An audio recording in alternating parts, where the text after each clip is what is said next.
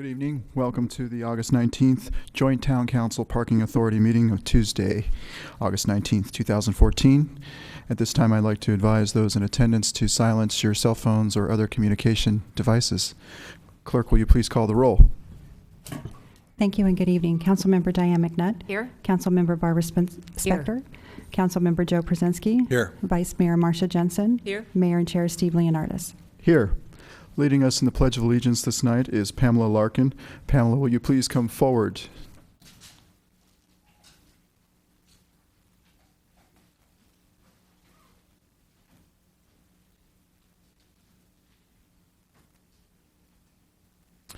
Pamela is one of those outstanding youths from the many outstanding youths in the Los Gatos community. I'm going to tell you a few things about Pamela. She is currently a senior at Los Gatos High School. Pamela is a member of the Los Gatos High School soccer team.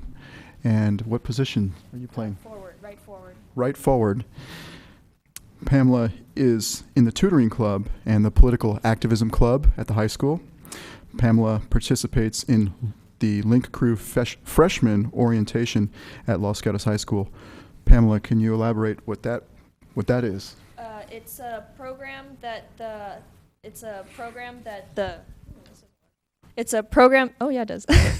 program that's set up by Mr. Soto and Ms. Belayich at the high school, where upperclassmen and a couple sophomores get to meet with incoming freshmen and get to know them in small groups of other incoming freshmen that they have in the same PE class, so that when they come to the school, they have friends and they know people and they're not completely alone. Excellent. Pamela enjoys coaching soccer at CT English Middle School. Pamela volunteers in our clerk department for the town of Los Gatos. I've seen her in there many times working this summer. And Pamela is also a CERT volunteer. Let's give a big round of applause for Pamela.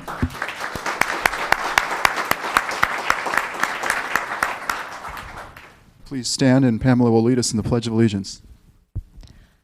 I pledge allegiance to the flag of the United States of America and to the republic for which it stands, one nation, under God, indivisible, with liberty and justice for all.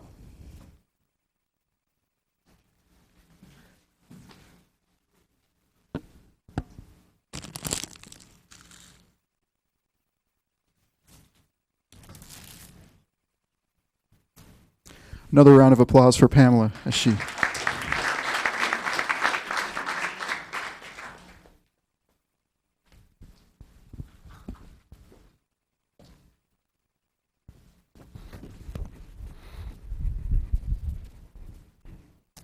At this time, I'd like to invite Sheila Sanchez to the podium to join me.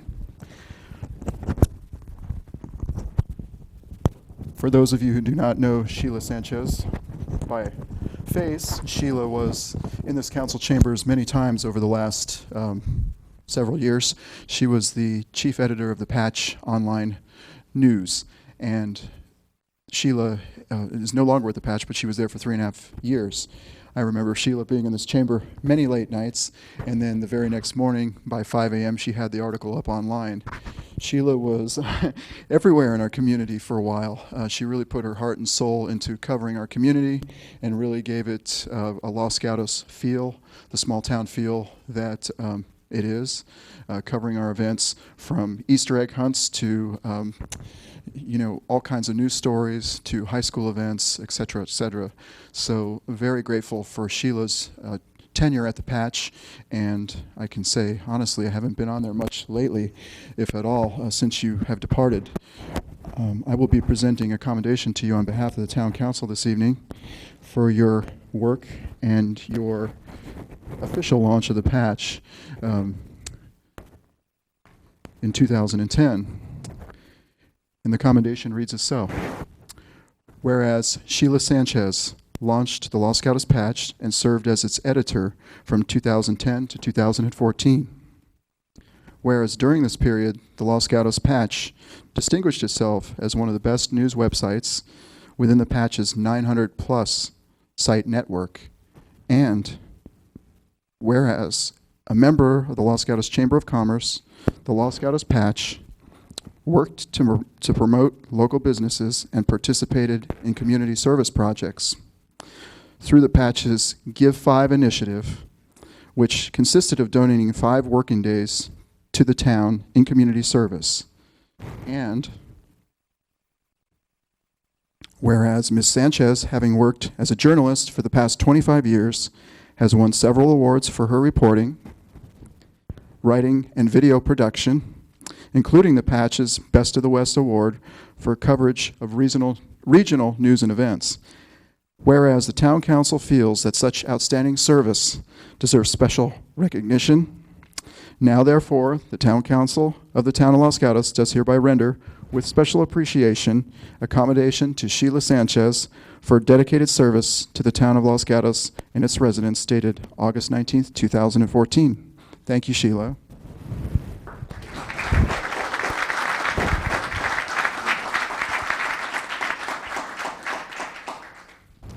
This is for you, and you are welcome to share a few words with us here this evening.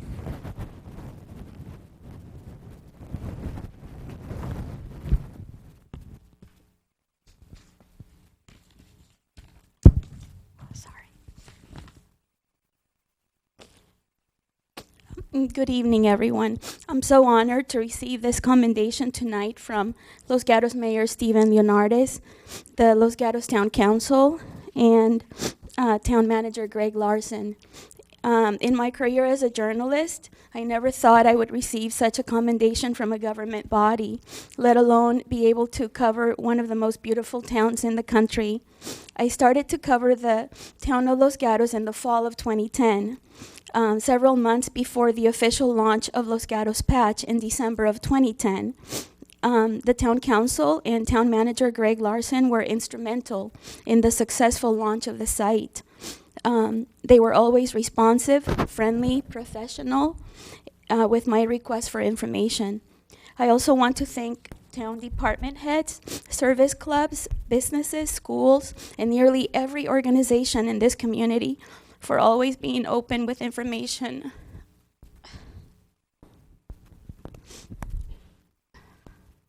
During my 3-year editorship, I also want to, I also wouldn't have had such a great experience without the support of my freelancer writing friends, such as Susan Weedman, town native Kim Radcliffe, Jonathan Knowles, Larry Arzi, David Stone Cipher, Bonnie Westman, Irene Garza Ortiz, Supervisor Mike Wasserman, Terry Hope, Carol Musser, Parthenia Hicks, Michael Jacoby, Grant Atwell, former police chief Scott Seaman, the late Peter Carter, and even the one and only Steve Wozniak. My family members, especially my husband Mario Sanchez, played an important role in my success, often sacrificing time to help me meet goals related to the site. My husband's techie expertise often helped me produce great multimedia packages for the site and the SV Patch team. I couldn't have done it without the help of all of you, and although I am no longer the editor of Los Gatos Patch, I will forever remain your friend. Thank you again for this great honor. Los Gatos will always be a special place in my heart. Thank you.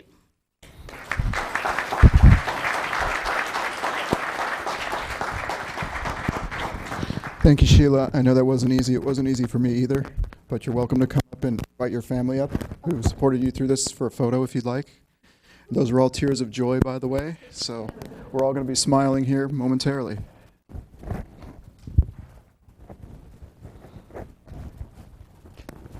All right.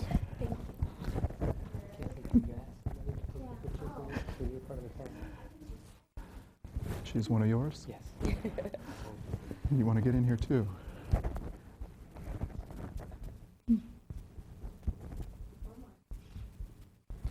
All right. Thank you. Thank you for sharing your wife with us. Sheila, congratulations. All right. We have one more presentation this evening. Mr. Gary Fowler, would you please come forward? Of course. We're doing a segment in 2014. It's called Small Business, Big Applause. And we're honoring those independent small businesses that have stood the test of time, that weathered economic times, given back to our community, served our residents proudly, and stood the test of time, as I just stated. Tonight we honor Preferred Image. Mr. Gary Fowler is the owner. And what can I say about Gary? Most people in Los Gatos know Gary, his quality work, his enduring business for 28 years, and his infectious smile, which never seems to cease. I've been a patron of his shop for well over 20 years. Gary and the crew at Preferred Image will take your vehicle that either you or somebody else wrecked, which is kind of a difficult situation to be in, and make it shine like new. Gary's team will fix it quickly for a fair price, always with a smile. You can count on Gary to smile. Thank you, Gary, for choosing Los Gatos for all these years. And I'm going to read you your accommodation you'll be presenting here. Whereas Preferred Image has been owned and operated by Gary Fowler since opening in Los Gatos in 1988. And whereas Preferred Image is a full-service auto body shop specializing in collision repair and is dedicated to providing the best workmanship possible to every customer. And whereas Mr. Fowler chose the town of Los Gatos as the home of Preferred Image for its sense of community, strong family values, considering everyone in the town family, and that is truly your attitude. Whereas Preferred Image supports local school and community groups, including Los Gatos High School, the Los Gatos Montessorino Police Department, and the Los Gatos Rescue Vehicles. Now, therefore, the Town Council of the Town of Los Gatos does hereby render, with special appreciation, accommodation to Preferred Image for over 25 years of dedicated service to the Los Gatos community, dated August 19th, 2014. Thank you, Gary. Congratulations. Wow. Thank you. This is for you to hang in your shop, and if Of you'd like course. to share a few words with the public, you're welcome to. If not, share your smile. I'll share a couple words, of course. All right. I did never expected anything like this to have the town council and the committee board to be able to let me have a business in the home here in Los Gatos has always been just a dream. But to work hard and to be good at what you do and to be honest and stand behind your word is the hardest thing to do. It shows here that standing strong and doing what you do does pay off. Everybody in town, I feel, is my family. I like to call older people mom and dad. Everybody knows that. I like to give the kids like a 50% deal first time, but oh, they come back. First time. But what a wonderful home that I have, and to be part of the home of Town of Los Gatos, and to have a great crew, a great family, a successful business that just drives and drives. I could probably go on and on. I asked Monica here if I could bring like 500 people today. She said she'd save me a seat for 10, but I just brought just my family, which is huge. I do want to say thank you, and thank you for all I do. Thank you again, everybody. Thank you. Thank you again, Gary. We're looking forward to 28 more years, and if you'd like to invite your family or your support up here for a photo, we can do that too. Of course. This is my little Nathan. Come here, Nathan.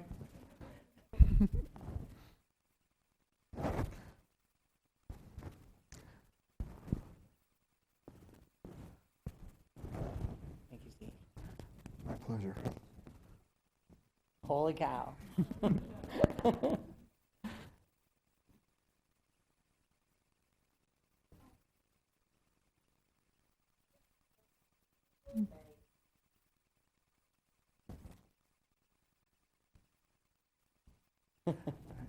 Thank you again. This is great. Nathan. Nathan, KIC. Thank you. Thanks for coming in. Gary, thank you. Thank you. We'll see Thank you you up. so much for the recognition. I appreciate it. You're Thank you, welcome. everybody. All right. Thank you.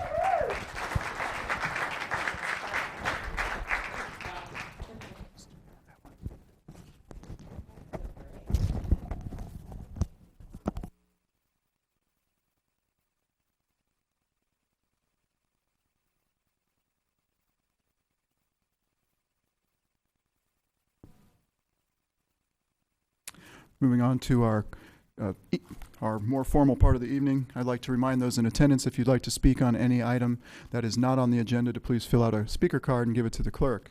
And we will do that during public comments. First is our closed session report. Town Attorney. Yes, good evening. Prior to tonight's regular session, council met on closed session on 3 different items: public employee performance evaluation, the conference with labor negotiator, and conference with legal counsel regarding anticipated litigation.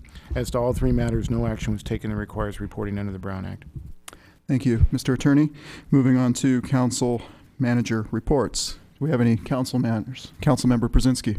Thank you, Mr. Mayor. In the last 2 weeks, I've attended 2 VTA Board of Directors meetings. The first was devoted to a review of the 49ers stadium opening, and the second was devoted to the preparations for the second game, that is this weekend's game. Much was learned in the course of that time, and I know that VTA will continue to provide great service. From all I hear, the route from Los Gatos to the Levi's Stadium is set and working, and people are able to get in and out relatively easily.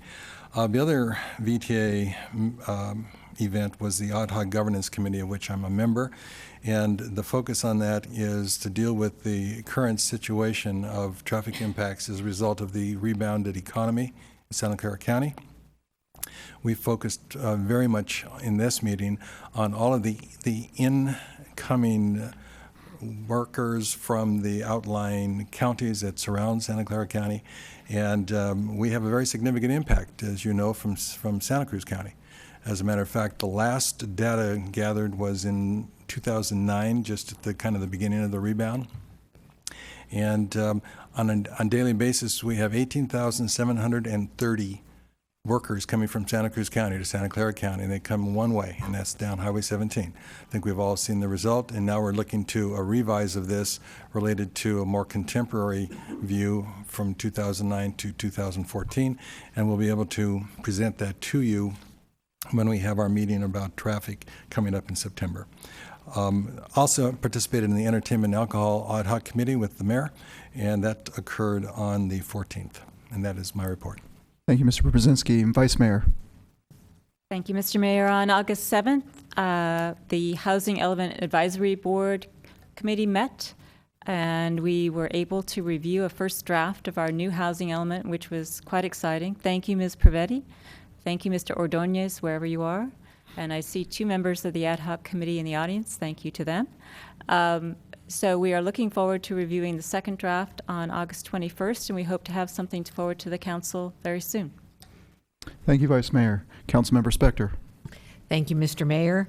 Since our last council meeting, the Community Development Advisory Committee met, and it considered and gave input on a 3-lot subdivision on the corner of Blossom Hill and Union. And along with Councilmember McNutt, the Policy Committee met and is in the process of reviewing and revising a long overdue Planning Commission policy document. Thank you, Councilmember Spector. I also attended the Alcohol and Entertainment Ad Hoc Subcommittee with Councilmember Brzezinski. So I wanted to disclose that. Manager matters. Mr. Mayor, members of the council, only 2 items from staff under manager matters. First, following on the closed session report from the town attorney, the council had previously scheduled a discussion of a potential land sale. Given the discussions with the school district are now terminated, the mayor has requested that we schedule for a future public council meeting discussion of the venue and operation of that to benefit the youth of Los Gatos. Second, it is my pleasure to introduce you tonight to Carrie O'Brien, the Customer Services Supervisor in the library. As the council is aware, we invite a talent of the town organization to join the management team for our meetings every month, and Carrie is with us tonight representing the library and as our visiting talent, as we call it. So Carrie, if you could stand and be recognized.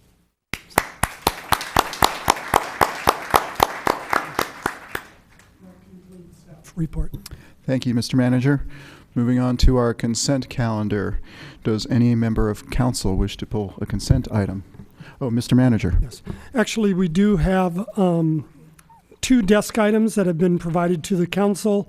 One for item number 3, which was in response to council questions. And we've also provided a desk item for item number 5 regarding the Transportation and Parking Commission. And based on the Transportation and Parking Commission meeting last Thursday morning, staff and the commission requests that that item be pulled from the consent calendar. All right, thank you. So item number 5 has been pulled. Does any member of council wish to pull any other items? Seeing none. Any member of the public wish to pull anything from our consent calendar which has not already been pulled? Seeing none, we will look for a motion on the consent calendar. Councilmember Spector. Thank you. I move to approve the consent calendar consisting of items 1 through 8, exclusive of 5. We have a second? Second.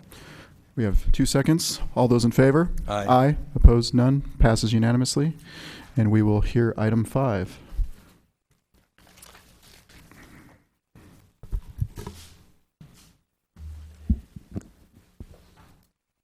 Good evening, Mayor and Council. Matt Morley, Director of Parks and Public Works.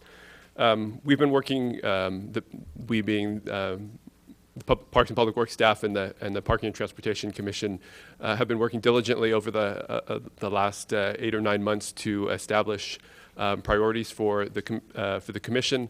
You have those priorities in your packet and as the desk item tonight. The commission has made a request that I am forwarding to you tonight to increase their meetings from every other month to an every month basis. From staff's perspective, the commission has been very productive, and we have, I think, a great working relationship and have been making great strides over the last 9 months towards being very productive. However, as the memo outlines, staffing levels haven't increased over the last 9 months, and so it'd certainly be a challenge for staff to increase the service level. However, obviously it's a council if it's a council priority, we would adjust and prioritize accordingly. So with that, that's the presentation, the introduction on that particular item.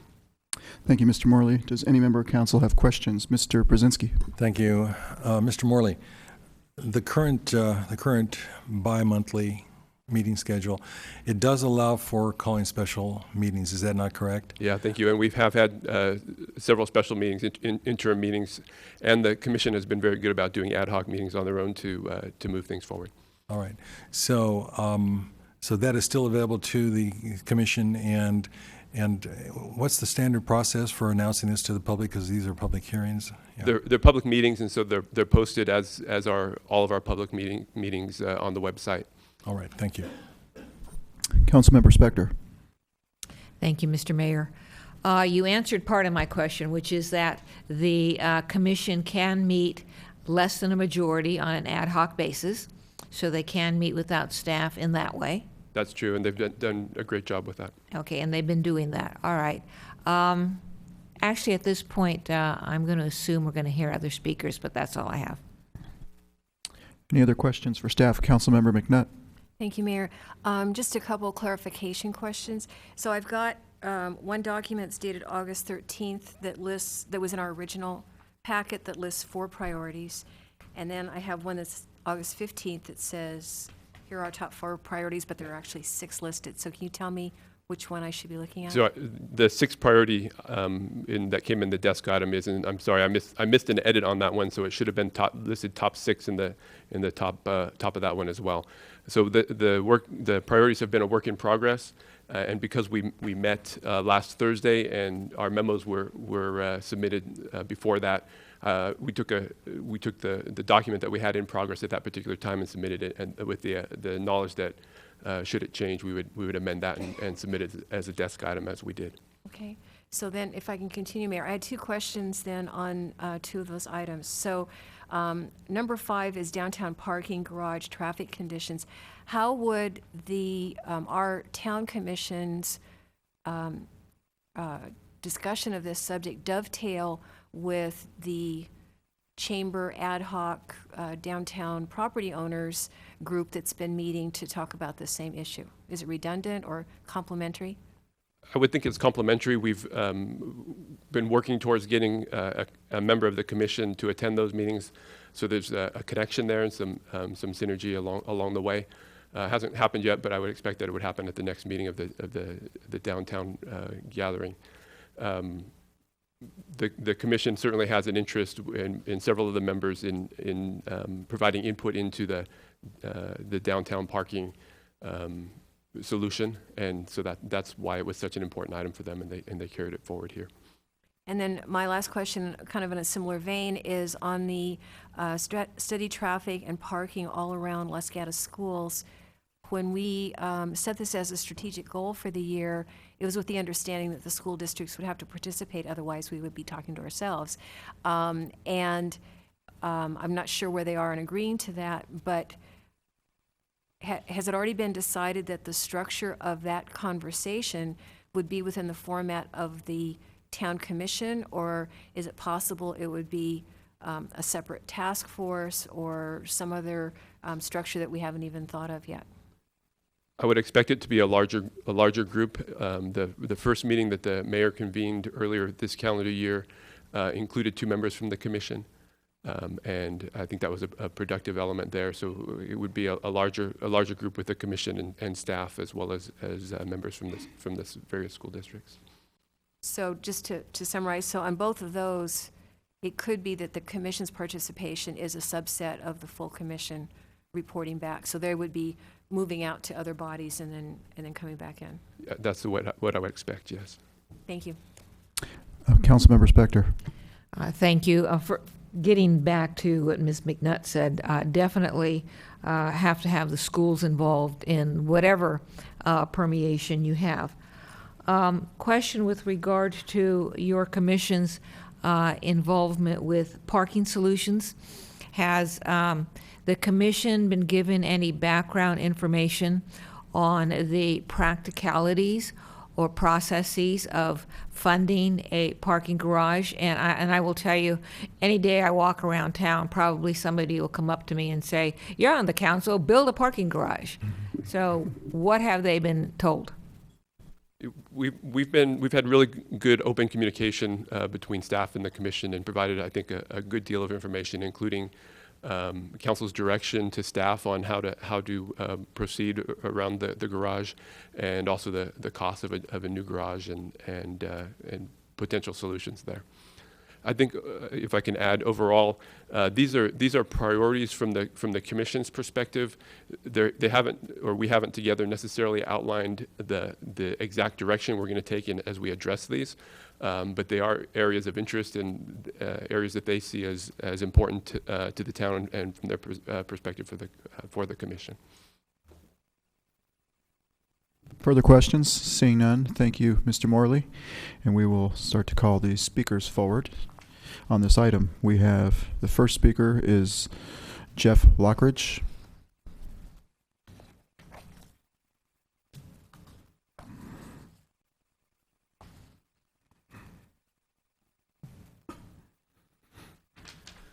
My name is Jeff Lockridge, 109 Paseo Laura. Los Gatos has many important issues to be dealt with. The top 3 would have to include the traffic in town and the lack of proper parking situation. These problems should jump to the top of any priority list in town, as they are both problems that residents deal with daily. I don't believe that there will be any easy fixes here either. Traffic has been slowly getting worse and worse since minimal mitigation has been done, because there hasn't been enough money to fix much. The new traffic mitigation fees, just recently updated from what they have been since 1994, will help to solve some problems. Unfortunately, many of the problems generated by the over-densification from several developments approved over the last few years have only been charged the antiquated fee of $1 per square foot of new development. That money didn't go very far and hardly put a dent in any possible solution. And our general fund has been drained in order to make up this loss of revenue. Parking is even a worse mess. What we need are creative, well-thought-out solutions. I don't have faith in our town staff to solve these issues, since they pretty much stood by and watched them develop and grow. Maybe we can get together a group of interested residents and set them to the task of solving some of our town's problems. Oh, that's right, we have that already. The Transportation and Parking Commission is doing just that, and only that.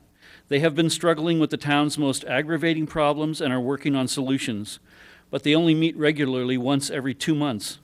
Each of its members would like to be able to meet monthly. Monthly meetings are much more efficient. Less time is wasted. More focus can be brought to bear on our most pressing issues. So I'm wondering, why would staff recommend that the commission meeting schedule stay at just 6 meetings a year? I've read that they just don't have the resources to support monthly meetings, and as staff states that, they quote, broad regular meetings will be a challenge. I say let the commission do what it's there to do, solve our transportation and parking problems. It won't get done any faster if you slow down their meetings.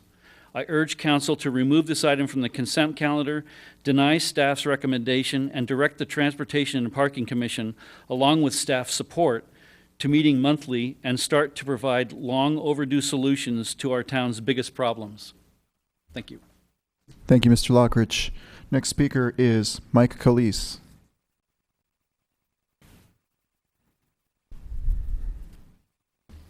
Hello, Mr. Mayor, staff managers, staff, council members, thank you so much. I'm here on behalf of the Parking and Transportation Commission as chair. You know, we have new energy there. I know you guys have seen that. And we're thrilled with what's happened so far in Los Gatos, frankly. And we're going to make it better. We're going to work with staff. And we have a great working relationship with the town manager and staff. And we're going to make a real difference. The challenge had been in the past, we didn't meet regularly. We didn't have the leadership in Los Gatos. And we didn't have these initiatives communicated well. Since I've been chair, we've recruited some great energy of a diversified group of community members with excellent understanding of parking technologies. We've reviewed these technologies and supported the deployment of street line technologies as a way to mitigate both traffic and parking, because you get a double benefit from stopping people from circling. We realize that the high school needs some stakeholders to step up, and I'm absolutely prepared on behalf of the commission to make those discussions and negotiate with the high school and frankly offload staff until we've generated this to a higher level and offload council, because you have a lot of folks now working for you and working for the community. We've also prioritized the second phase and the third phase of the EV deployments, which so far have been a successful phase one. A lot of work's been put into that, and we see a great phase two and phase three, both from a funding standpoint as well as a full deployment. It's really also important that we drive a very successful integration of bicycles. And this is a very touchy situation. These are relatively, the cars and bikes don't mix. Well, actually, cars mix with bikes, but bikes don't mix with cars, and this is a problem, and we're going to review the safety, and we're going to review strategies to bring on safe integration of bicycles, because the science suggests that this is an excellent way to mitigate traffic and parking, as well as the downtown, what we call stall funding. So we don't call it a parking garage. Maybe that's a possibility. We absolutely understand the practical nature of where that's been and where it'll go. And we're going to drive through the technologies as a lead to get the data, because the technologies get the data, and when we understand the data, we can start to talk to private enterprise and business and talk some sense into what is really required, which may wind up being a reconfiguration, an annexation, or potentially a parking garage if some private enterprise may want to chip in. So we'll look to drive the new initiatives to see what problems we have. And then we've added continuity to North 40. And yes, Councilmember McNutt, we've been reprioritizing and adding addendums. With due respect, that's been our problem.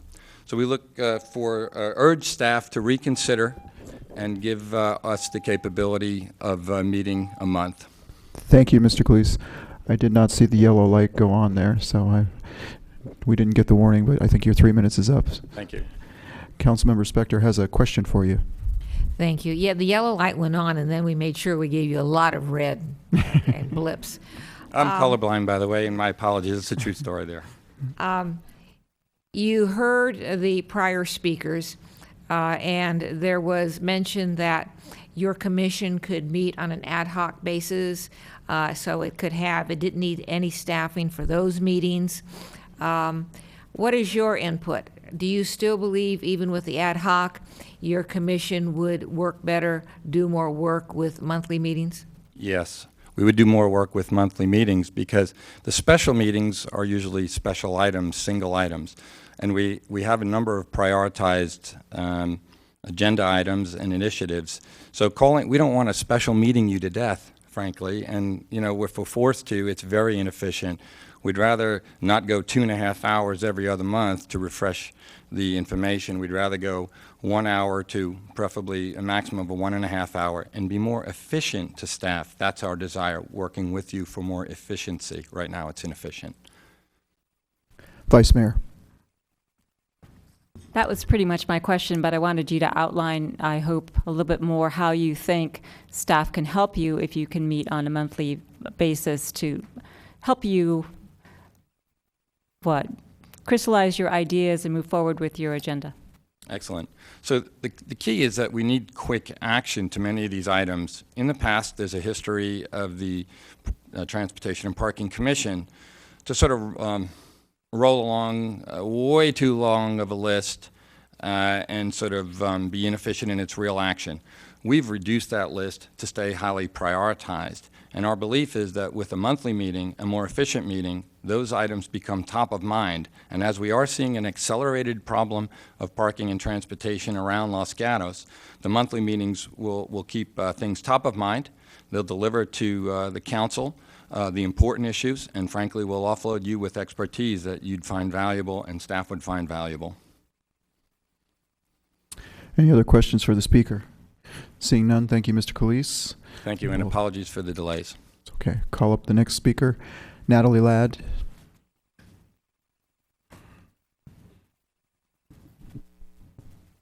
Good evening, council and staff.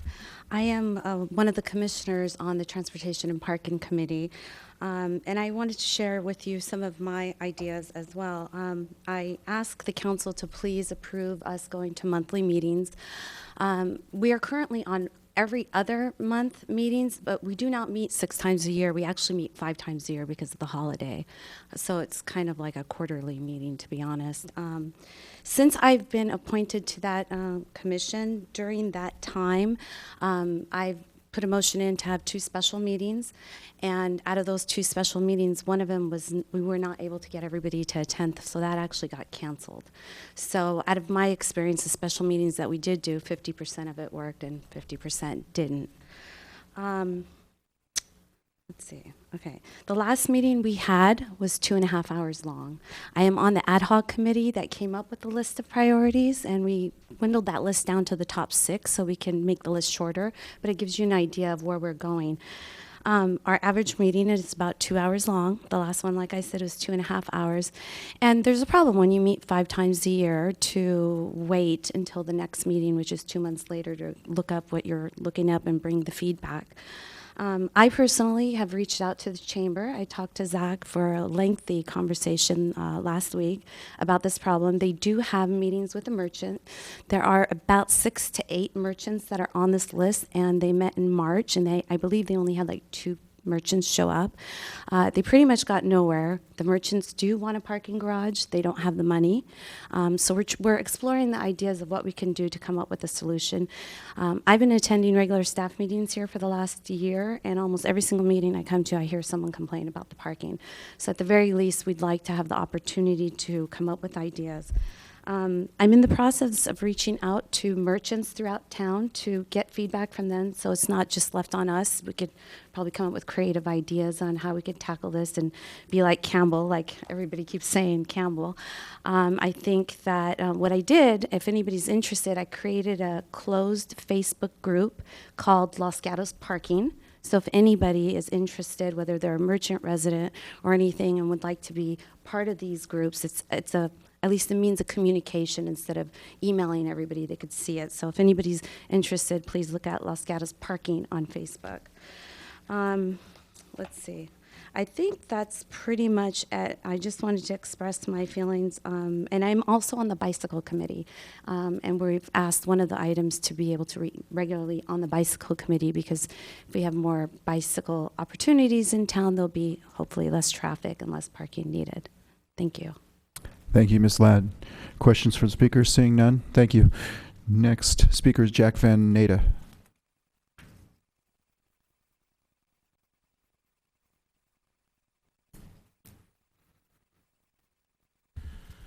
Thank you, Mayor and Council.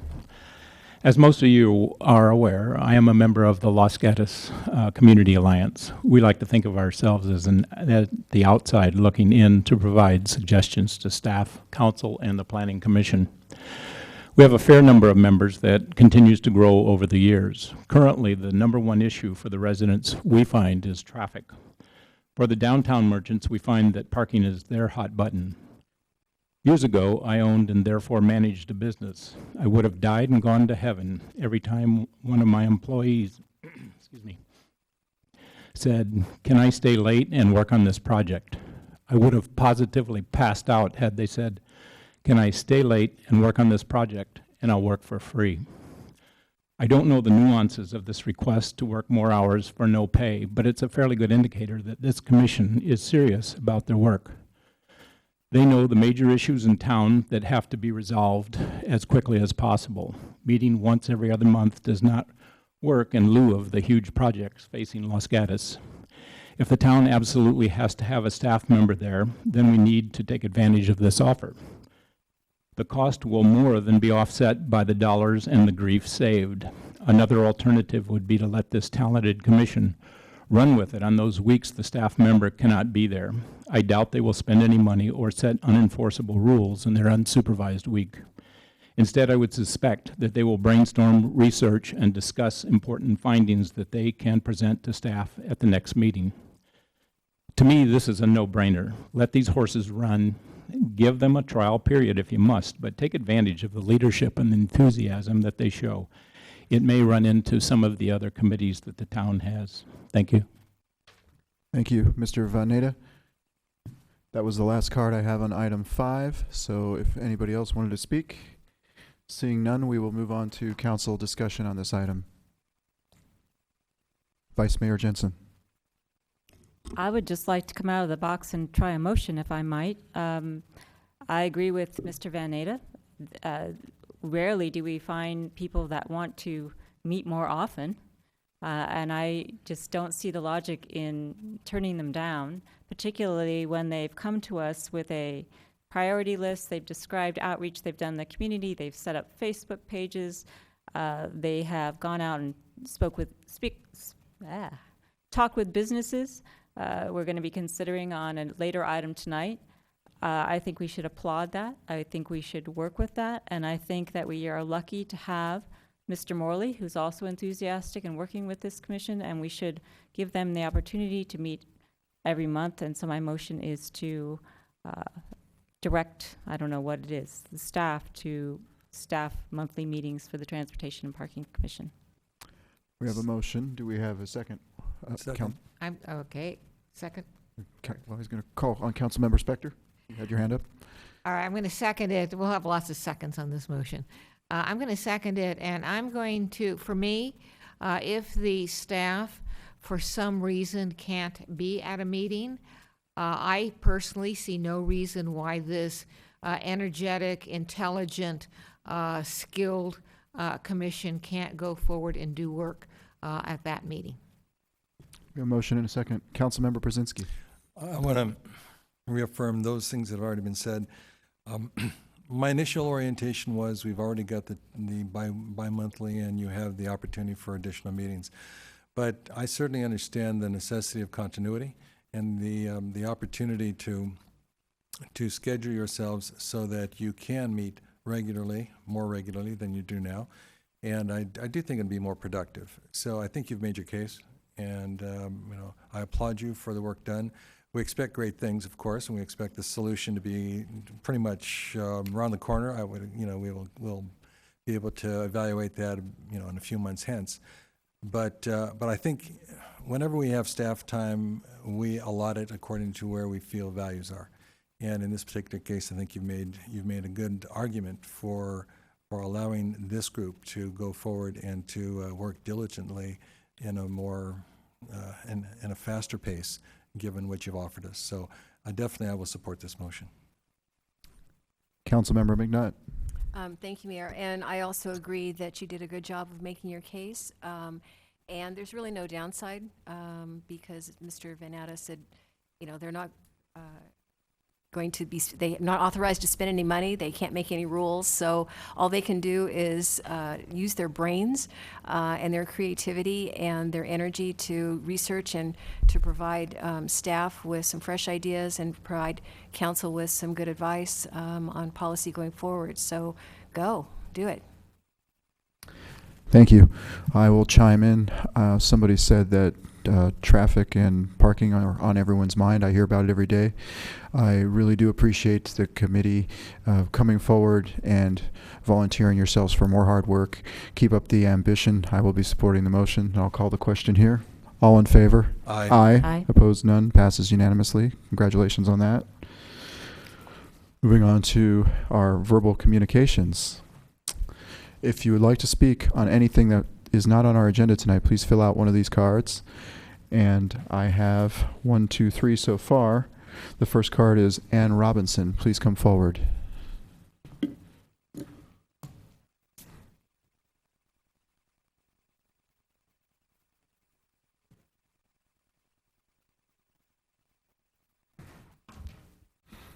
I'm Ann Robinson, Charter Oaks. As a result of the last PC meeting, there was 30 plus recommendations for the North 40 specific plan. I just want to ask that you allocate the funds necessary to evaluate and do the research and analysis for these issues that were brought up at the PC meeting last week, and then send it back to the Planning Commission to reassess and reevaluate after all the research and analysis is completed. I think there's a lot of issues that aren't complete yet. There were 2 issues that weren't discussed last week that I think are important, and that is the phasing, which was in section 6.2. It states that the specific plan will be implemented over time and in more than one phase.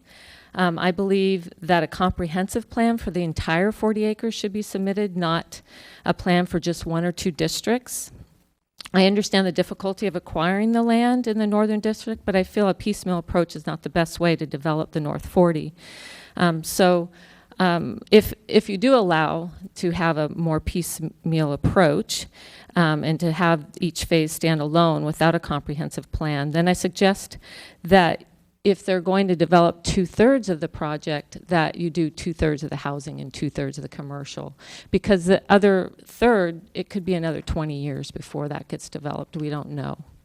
The other aspect was on page 3-49 of the Environmental Impact Report. It shows the high cancer risk area, which is the area shown on the diagram. And I hope that you will consider restricting housing in the high cancer risk area. I don't think it's appropriate to house families and kids in an area where it's a high cancer risk. So just to consider that aspect, I think currently in the plan the developer has on the internet, there is housing possibly in that area. And I know they have mitigation measures in the EIR that state they're going to have a filtration system, but if you open your windows, I don't think that's going to be effective. So that's all. Thank you. Thank you. Next speaker is Jeff Lockridge.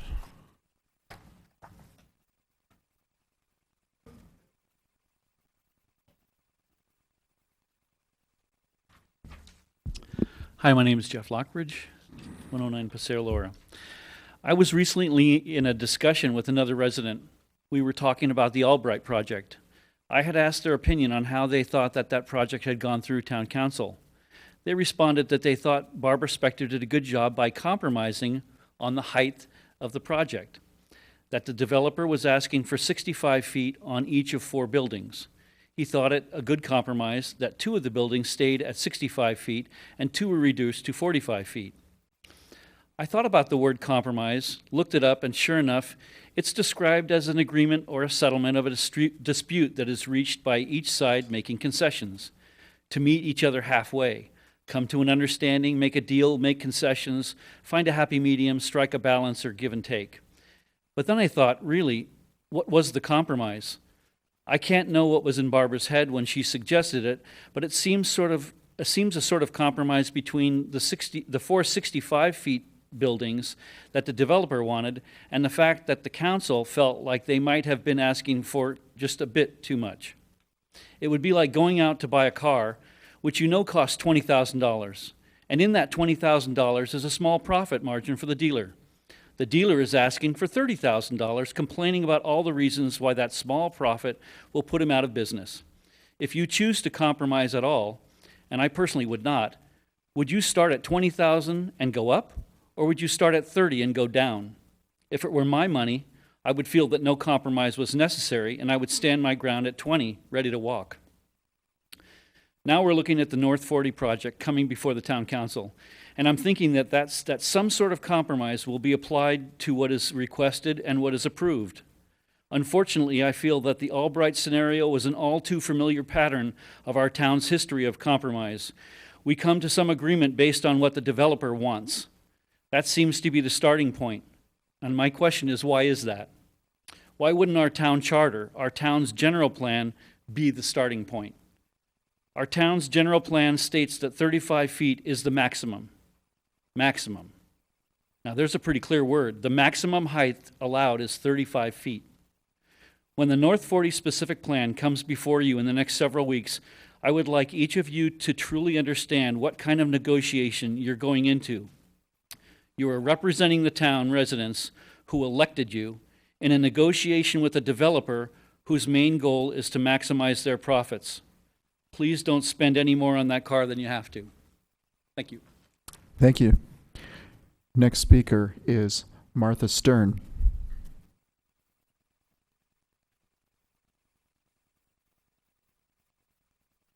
Good evening. My 3 minutes on the floor is in reference to the A Place for Teens property.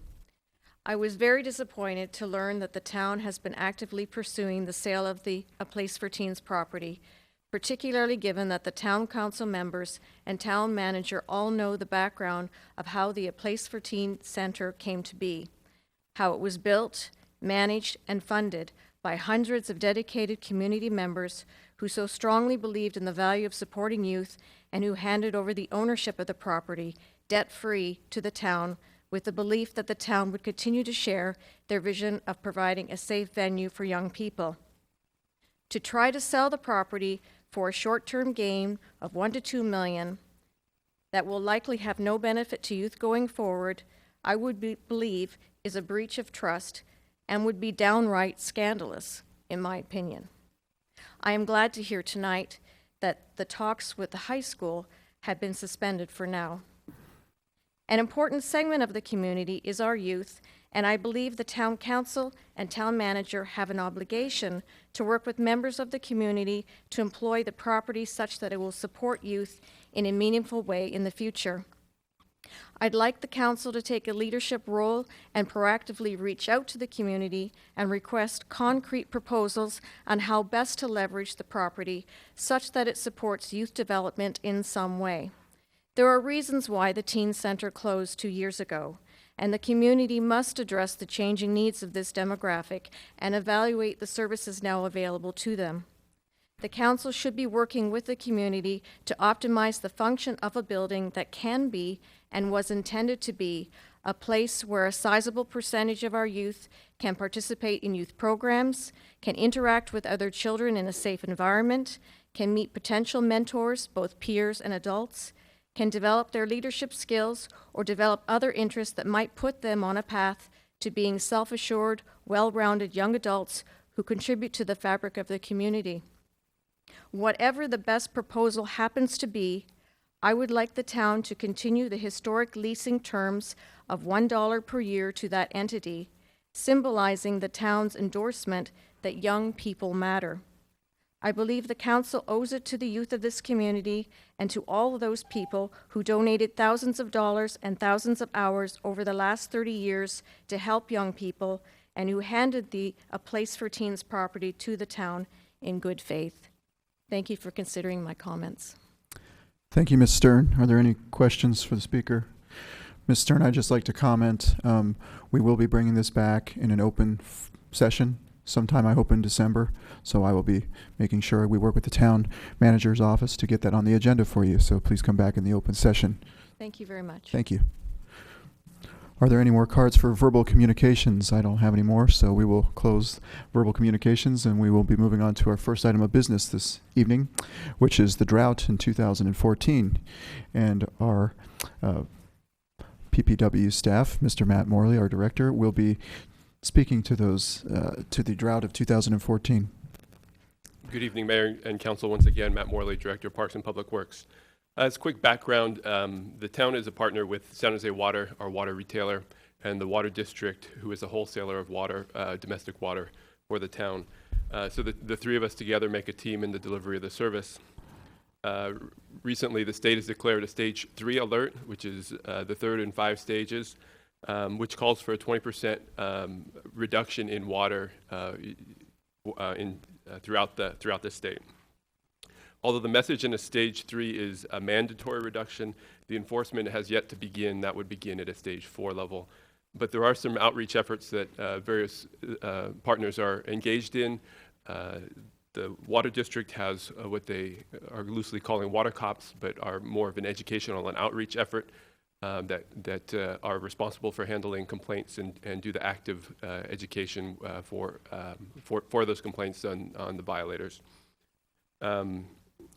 The water company receives quite a number of the complaints from the public and works closely with the Water District in sharing that information. Over the last several months throughout the summer, the town itself has taken several proactive steps.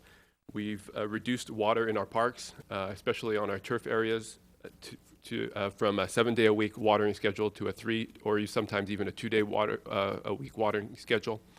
There are some exceptions to that. The heavy use areas of the Civic Center and the Plaza still get a little heavier water because of the heavy use during the summer to keep the lawns alive. We've also done things like reduced tree replacements during the summer. We've tried to start pushing those into the fall. That allows us to push the watering into the fall when hopefully we get a little bit of rain and reduce that extra water usage. And we've done some creative things in our buildings, such as using urinal inserts that create waterless urinals out of the existing urinals. And we've added aerators onto faucets. So been proactive from the town's perspective in meeting some of the need. But of course, there's always room to do more.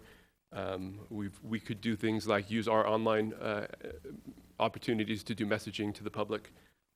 We could take greater opportunity to communicate with restaurants on water service. We could limit pool permits, and I'm sure there are many other ideas. And with that, that's a background of where we're at today on the drought and how we're handling it here in Los Gatos, and available for questions. Questions of staff? No one on council has questions. Councilmember Brzezinski, thank you.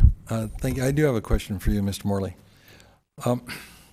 We have reduced our turf watering in our parks from daily to, you said 2 or 3 days a week? That's correct. Okay. What I've noticed is that we have some areas of parks that seem to be able to thrive still, and others are basically dying out. My question for you is this a matter of the amount of water, or is this a matter of our irrigation system and whether or not we need to reevaluate or perhaps repair some of our irrigation infrastructure at this time? Thank you for the question. I think it's a little of both. We have programmed some capital projects to address our irrigation systems in the parks that haven't been updated in many years, and certainly could use a new look. that would allow us to take advantage of the new technologies and do more zone control and more controlled irrigation. We do it fairly manually now, although we have a centralized control system. We actually need to monitor the site and see where the dark spots or the yellow spots are in order to make the adjustments. So a combination of that, and then also as you look at a park, the various areas of the turf are going to be yellowing in different spots. Some, for example, on a slope, we tend to see a bottom of the slope will be much greener than the top of the slope as the water drains down, and that's just sort of a nature of a uneven terrain of a park. All right, then I'm assuming that once we get past this phase of drought, hopefully not going into phase 4, that we will have in mind a rehabilitation program to refresh or renew those parts that have been depleted as a result of the drought. And that would be my expectation, certainly. And we're really trying now to keep the turf at the edge where it doesn't die off completely. It gets yellow, but with a little extra water, it can come back. Okay. And we try and increase the water when we get to the other side of that edge a little bit, and keep ourselves from having to replace everything in its entirety. But certainly we can look at a rejuvenation process. Thank you. Any more questions for staff? Mr. Morley, I have a question. So just for the people who are at home or watching on TV or the web or whatever, what methods of outreach do we have at our disposal and to notify them of the severity of the drought? And I guess obviously San Jose Water and at the state level there's been recommendations made, but how do we intend to reach our public, or what tools does council have at its disposal to approach this with our people? So there are multiple options. We can increase our outreach as staff and make connections. San Jose Water has a website, an email address, conservation@sanjosewater.com, and a great amount of information on their website on what the public can do to conserve, as does the Water District. We as staff are always willing to work with the public as they come to us in helping them in any way that we can. The memo that we provided has several ideas. We have next door as a great outreach effort where we can publicize information there on a regular basis if that's the direction that we'd like to go, and that would communicate the information on a fairly broad platform. We could also outreach directly to restaurants and inform them of the restrictions on serving water only on request at the tables. We could do further reduction on town infrastructure, such as the fountain at the plaza and other town properties. Thank you, Mr. Morley. And do we have any other questions? Councilmember Brzezinski. Yeah, I want to just kind of focus on that last comment about the town fountain and the plaza. It's always a balance of values, and if you spend any time down at the plaza, you know, this is an extremely valuable experience for our kids. And I think that we have cut back the hours somewhat. That we have. But I'm sorry. But I do want to emphasize the fact this is recirculating water. This is not new water. And for me, I think that's something we need to educate our people about as well, because it's a real valuable asset to our community, particularly our young folks. And at the same time, it is environmentally sound. And because of the significant infrastructure we established for this, and the fact that we're using this in a way that is conservative for sure. So I just want to make sure that's clear as we go forward. Vice Mayor. Thank you. Mr. Morley, I know that I think it was March or April that the town publicized the San Jose Water guidelines or things that you could do through San Jose Water. So, for example, laundry to lawn, the gray water, and get a rebate, or removing your lawn, you can get a rebate. Do we have a link or something on the town's website where people can easily go and see that San Jose Water information? We can certainly establish a link if there's not one already there, and put it on the forefront of the website. Any more questions for staff? Thank you, Mr. Morley. I have no speaker cards on this item if anybody wishes to speak. please put forth the card. If not, seeing none, I'll close the public hearing and I'll look to council for discussion. Councilmember Spector. Thank you, Mr. Mayor. First of all, thank you, Mr. Mayor, for putting this item on the agenda, and thank you, staff, for the information that you have provided us. I had suggested that we have this on our agenda because people in the community, both businesses and residents, have been asking me what could they do. They know something's not right, but they don't know exactly what to do about it. We may remember that San Jose Water did send out information. Santa Clara Valley Water District has also. But sometimes you just need to put it in a smaller venue, and Los Gatos, I think, is our smaller venue. And so I'm going to move that we ask staff to assist San Jose Water Company in educating Los Gatos residents and businesses about existing drought restrictions. And I'm going to specifically within that suggest that the town publicize the information rather than just putting it on a link. Bring it to the front page, bring it forward in some way that it gets the public's attention and it's not just buried. I would give information, ask that information be given to restaurants, possibly through the Chamber of Commerce, about request-only water. And so at this point, that is the extent of my motion. We have a motion. Do we have a second? Vice Mayor. I'll second. We have a motion and a second. Do we have any further discussion? Seeing none, I'll call the question. All in favor? Aye. Opposed? None. It passes unanimously. Thank you for that. We'll be moving on to our next public hearing of the evening, which is Architecture and Site Application S-14-003, property located at 15540 El Gato Lane. And we are considering a request to appeal the decision of the Planning Commission denying a request to demolish an existing single-family residence and to construct a new single-family residence on property zoned R18. Our staff report will be delivered by Jennifer Savage, who is at the podium. Good evening, Mayor and council members. The project proposes to demolish the existing single-family one-story residence and construct a single-family two-story residence. The project would result in the largest home in terms of FAR and square footage, and would be the only two-story in the immediate neighborhood. The immediate neighborhood is defined in the residential design guidelines.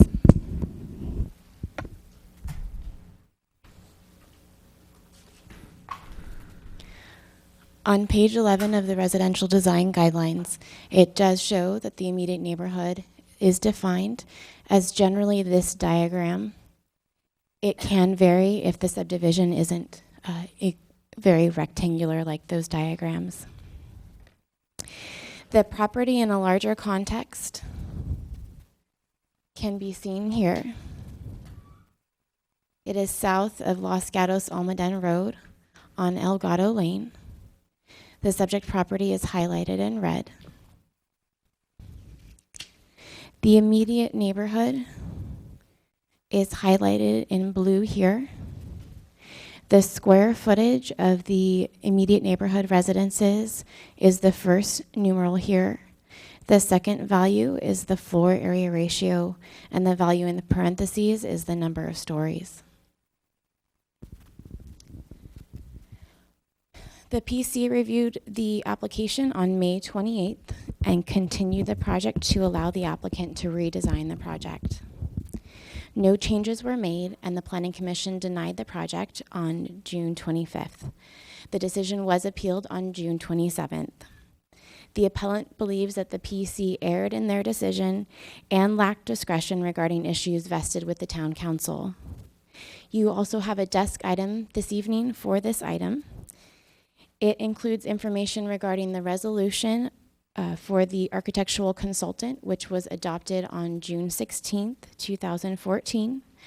A revised resolution that includes reference to the residential design guidelines definition of the immediate neighborhood.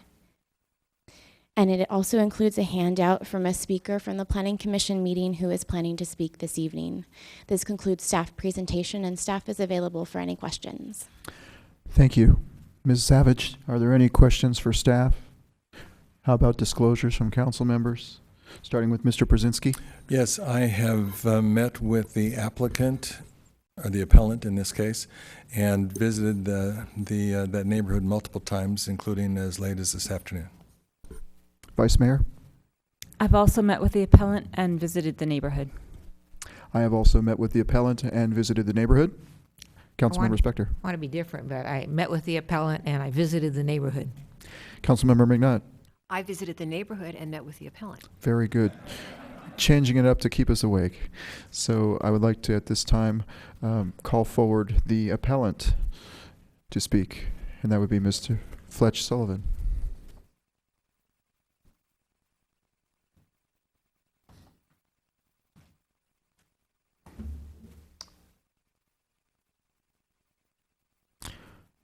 You have 10 minutes to speak. Okay. Thank you, Mr. Mayor, town council members, staff. I'm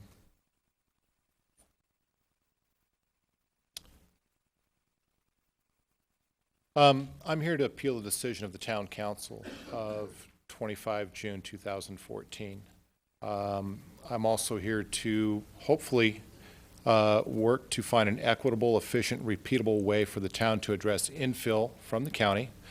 And with respect to the guidance and the oversight that the body and the Planning Commission provides, we believe that the errors made by the Planning Commission were inadvertent and done in good faith and not maliciously.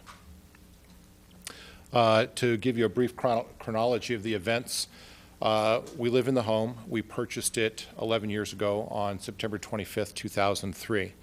At the time, the home was located in the unincorporated pocket in the area of influence of Los Gatos, but is under the jurisdiction of Santa Clara County. Last year in September, we decided it was time to look at remodeling or to rebuild our residence. Due to the scope of our project and the change in the remodel ordinance from the county in 2010, we had a choice to make. We could either sequentially remodel our home in a piecemeal fashion, which would take approximately 8 years with the 2-year moratorium between projects, or we could step up and annex into the town of Los Gatos, have our permitting done through Los Gatos, and completely rebuild the home. We chose to rebuild a quality home to the standards of Los Gatos residential design guidelines, and we hired Chris Spalding, a well-known, respected Los Gatos architect, and opted not to subject ourselves and our neighbors to the 2-year sequencing of phased projects over an 8-year span.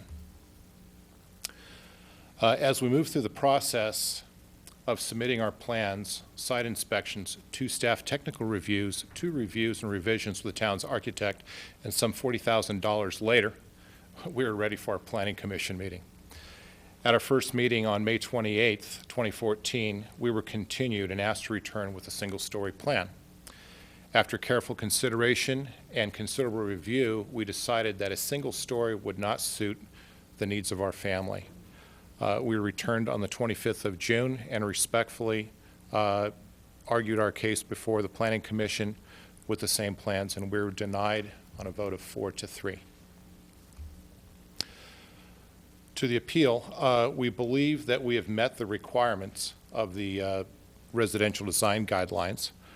We have 90% support of our neighborhood, and I'll break that down. We have 100% documented support of our immediate neighborhood, if defined by the 9 houses that the planner showed earlier. We have 90% support of the rest of El Gato Lane. We have no known opposition. The only reason we have 90% support is because I did not have an answer at the door of the 4 or 5 houses when I petitioned them. As I said, we meet the residential design guidelines, both in style, architecture, quality of materials. We're within the FAR, setbacks, and believe that our design is consistent with the residential design guidelines as prescribed by the town's architect after 2 reviews.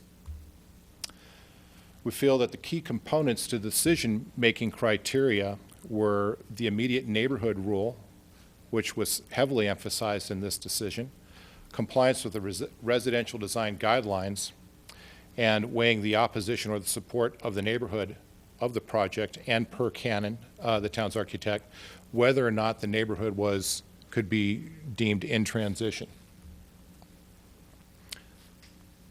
Again, a picture of the bottom of page 11, which is the residential design guidelines. And with all due respect, I do realize what the spirit of this rule is to prevent something like that from being built and maintain continuity within the neighborhood. Where I think the first error was committed was really in the application of the law itself. As I am annexed now into the town of Los Gatos and subject to Los Gatos jurisdiction and the towns and the regulations of the town, I am being measured against 9 homes that do not have to meet rules and regulations, nor are they under the jurisdiction of the town of Los Gatos. Therefore, I don't feel that that rule can be equally applied and should be de-emphasized, if not considered in this decision-making process. Number 2, the town's architect speaks of the governing body finding the neighborhood in transition in order to allow infill of newer homes that are still sympathetic to the style of the existing neighborhood. The Planning Commission, I believe, failed to recognize that the neighborhood, with 22% acceleration of 2-story homes on the street and a 200% price differential within the street, definitely shows a neighborhood in transition. If the neighborhood was not in transition, you would see the price differentials in a much narrower gap. One of the commissioners also noted that the Planning Commission does not have a definition for transitional neighborhood. Per the town's architect, again, with regard to neighborhood sentiment, and then what I labeled in error number 2. If, on the other hand, there's sentiment among the residents of the town's deciding bodies that a gradual transition over time in scale and style to 1- and 2-story homes in other transitional styles is an acceptable process, then the proposed house would be a reasonable decision that would be consistent with the residential design guidelines and would allow for a graceful transition between the new house and the nearby 1-story homes. Again, I would like to point out that we did have 100% documented approval of the immediate neighborhood and 90% approval of the rest of El Gato.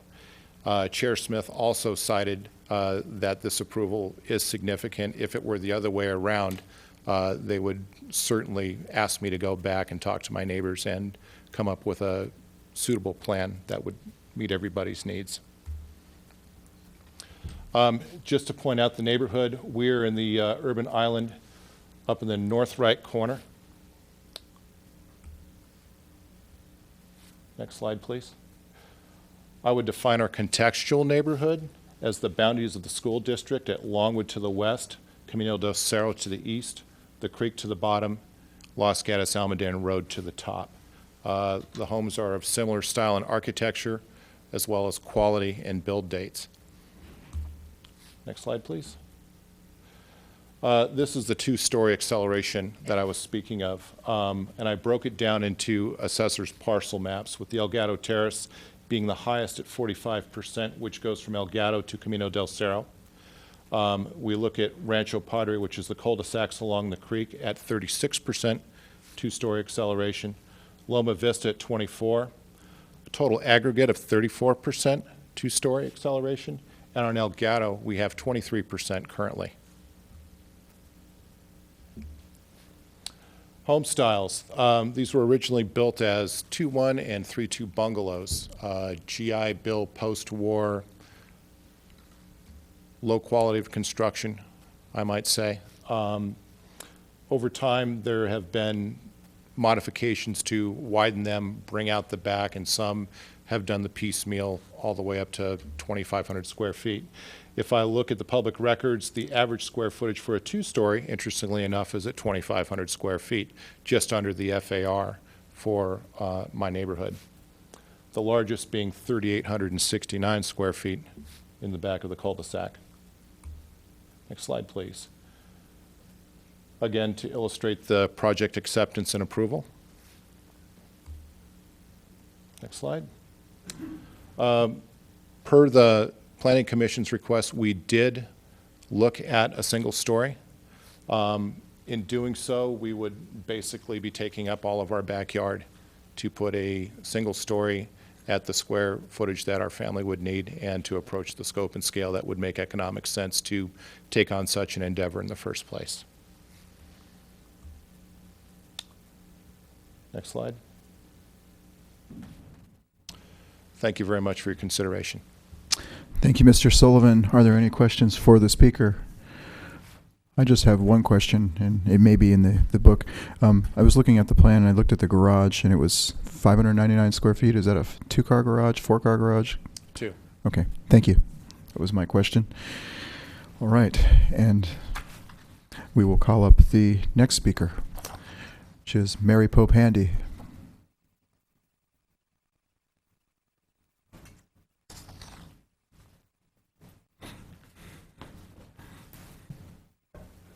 Good evening, everyone. My name is Mary Pope Handy. I am a town resident on Bachagalupi Drive over in the Bellwood area, and I'm a realtor with Sereno Group in Los Gatos. I've been selling homes in the area for 21 years. My understanding of what a neighborhood is quite a bit more expanded than the town's definition. I would say it's much larger than 2 or 3 homes on either side and a few homes across the street. When I drive through the Loma Vista El Gato neighborhood, there are really 4 streets that seem to me to be the neighborhood. They are El Gato, Loma Vista, Linda, and that strip of Escobar that's in the Union School District. As I drive through that neighborhood, and as I've watched it over the years, I see that the homes nearest Ross Creek on the cul-de-sac are the biggest and most improved. And as you come forward, it's sort of like a wave that's rolling through town, and the big homes are kind of coming out.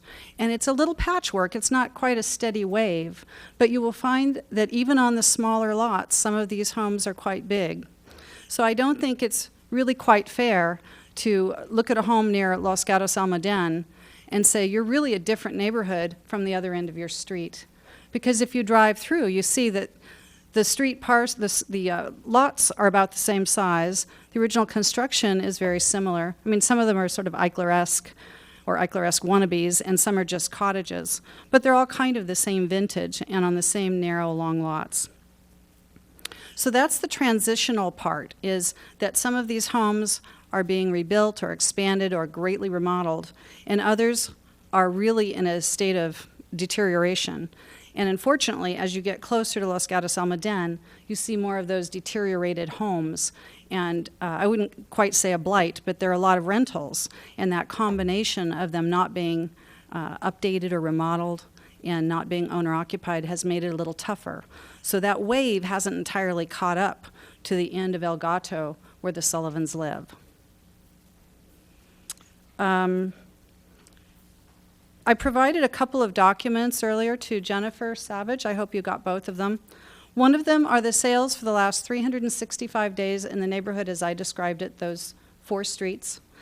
And what I would like to draw your attention to is the fact that the homes have ranged from a sales price of $900,000 to $1,750,000.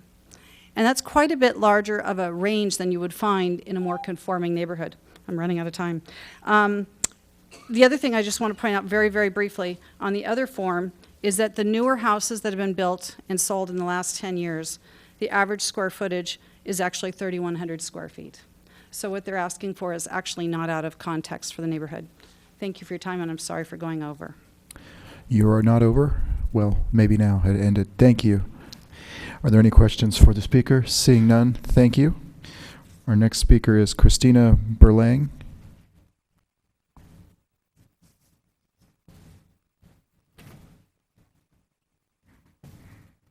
Hi, I'm the Sullivan's neighbor to the back of their property, so I'm not included in the diagram that you were given. I own a duplex and live in it. I was here for their last planning commission meeting, and I feel like they've put together an appropriate structure. It was respectful of my privacy, of my properties, and I'm here just to support their appeal. Thank you. Mr. Sullivan, you have 5 more minutes if you'd like to add to your presentation. Or you don't have to. All right, thank you. In which case, we will close the public hearing and move to council for discussion, motions, etc.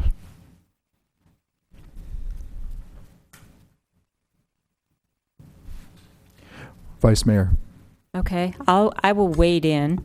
I think this is a difficult issue, and we've confronted it before with the home on Shannon, or the two homes on Shannon Road. I actually went back and looked at the residential design guidelines to see if we had a definition of transitional neighborhood. We do not. So the planning commissioner was actually correct in that.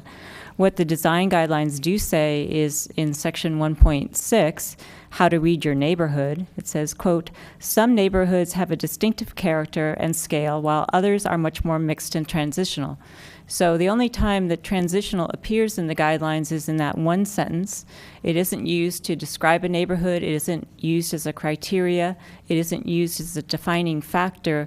It's just used to distinguish one kind of neighborhood from another. So as to your item 2 in error, and again, I always look at things from the standpoint of what is the decision that I can make, and the decision that I'm making here is, did the Planning Commission make an error? Was there new information, or were they addressing policy that they didn't have the discretion to address? There's no new information. Your plan has basically stayed the same from May 28th. Then did they discuss a policy or take on a policy that they didn't have the authority to do? In your appeal, you talk about affordable housing, and I'm assuming that comes from comments made by Commissioner Erickson with respect to price points of different houses.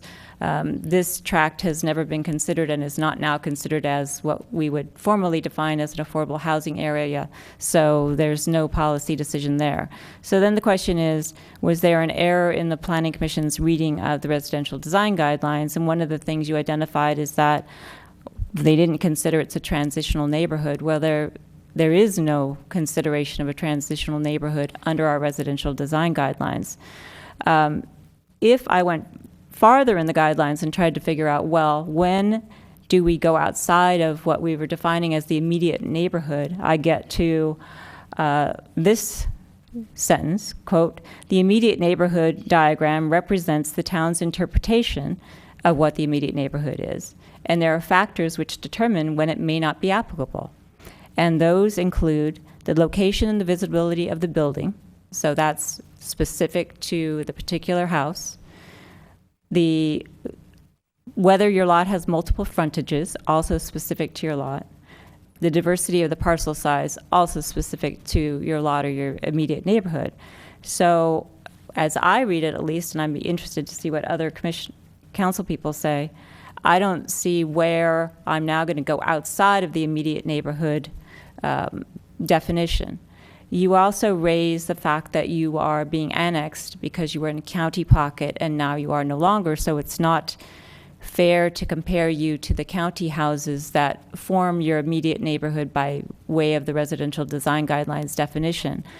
And the policy issue that I struggle with there is, well, as properties get annexed into Los Gatos, shouldn't they follow the rules of Los Gatos rather than conform to the county?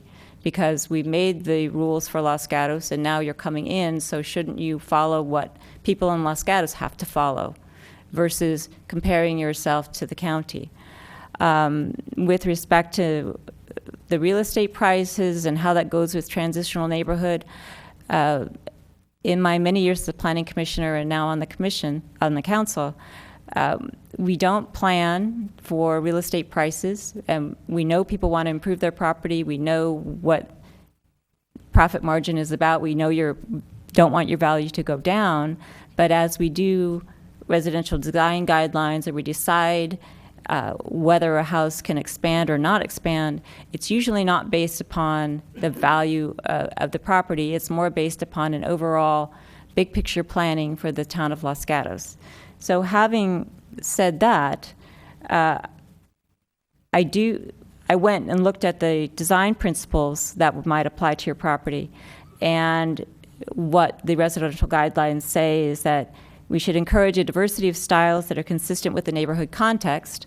So your immediate neighborhood and even down the street, you have all kinds of diversity of styles. I don't think I saw a craftsman, but I could be mistaken, that the design should blend into the neighborhood rather than stand out. I think it's not really disputed that the home that you want to build would stand out. That you should relate the structure's size and bulk to those in the immediate neighborhood, and the guidelines call out immediate neighborhood. So when I look at all those together, I have trouble finding that the Planning Commission erred. So I'm interested to hear what other people say, but that's where I'm coming from initially. Councilmember McNutt. Thank you, Mayor. I found it really interesting to read through the transcripts of the 2 Planning Commission meetings, and as they did struggle with this and coming up with a definition of what is a neighborhood in transition. And I want to be very respectful of the words that I use as I talk here. This is a neighborhood that some places needs transition. It was built a long time ago, as was already referenced. Some of the properties have not been kept up. The houses are built for a time and a lifestyle that is a half a century ago. Things have changed. The Vice Mayor was saying, will this house stand out? Yes, and maybe that's a good thing. Just because you look different doesn't necessarily mean it's bad. But going back to what can we talk about here tonight, I do think that we have a policy issue here that we need to resolve, and that is to come up with a better definition, a more specific definition of what is a neighborhood in transition. And I know the mayor has already scheduled a study session talking about county annexation, because that seems to be the neighborhoods where this conversation is coming up most frequently. So I do think we have a legitimate basis for discussing an appeal. And I agree with the 3 commissioners who did find merit in this application.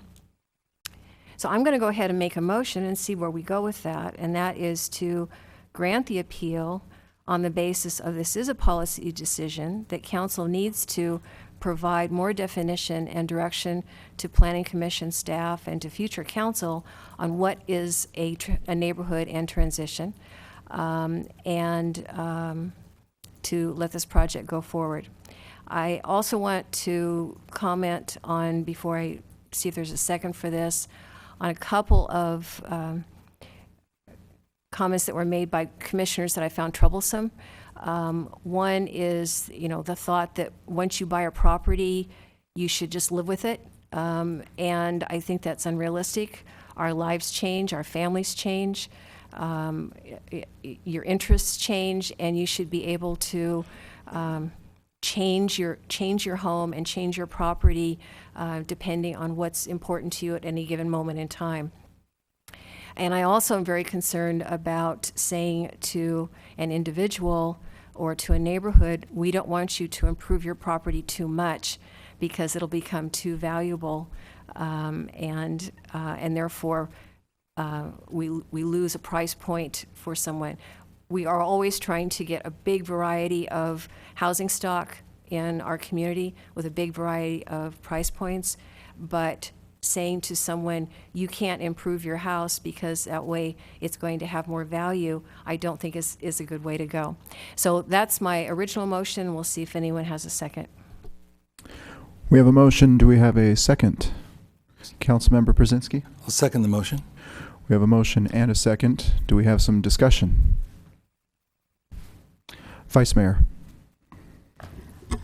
While I appreciate that the mayor has put on a discussion for county pockets and infill, I don't think the answer is to grant the appeal and allow this project to go forward. If there truly is a policy question that we need to discuss, then the answer is to grant the appeal, send it back to the Planning Commission, and set it for a date after that policy discussion is had by the council. So I cannot support the motion as it is in its current form. Councilmember Spector. Thank you, Mr. Mayor. We receive a lot of input, And first of all, I want to commend the appellant. The presentation and the substance of it, the tone of it, is very positive, and I can see why the planning commissioners, some of them commented on that. I said that I visited the neighborhood. I did, and I visit a lot of neighborhoods. And what was significant to me about that one is it was more architecturally and size consistent all the way up and down that street, both sides. Yes, there are exceptions like what I call the county castle, but more architecturally consistent than any neighborhood that I can remember seeing, even the ones downtown. I also understand that a study session is pending on, I don't know what the mayor and the staff's going to call it, but on county annexation. And maybe the issues that are raised by this application and this appeal will be sorted out. But so far, we haven't had that study session, nor have we made any decisions related to that study session. The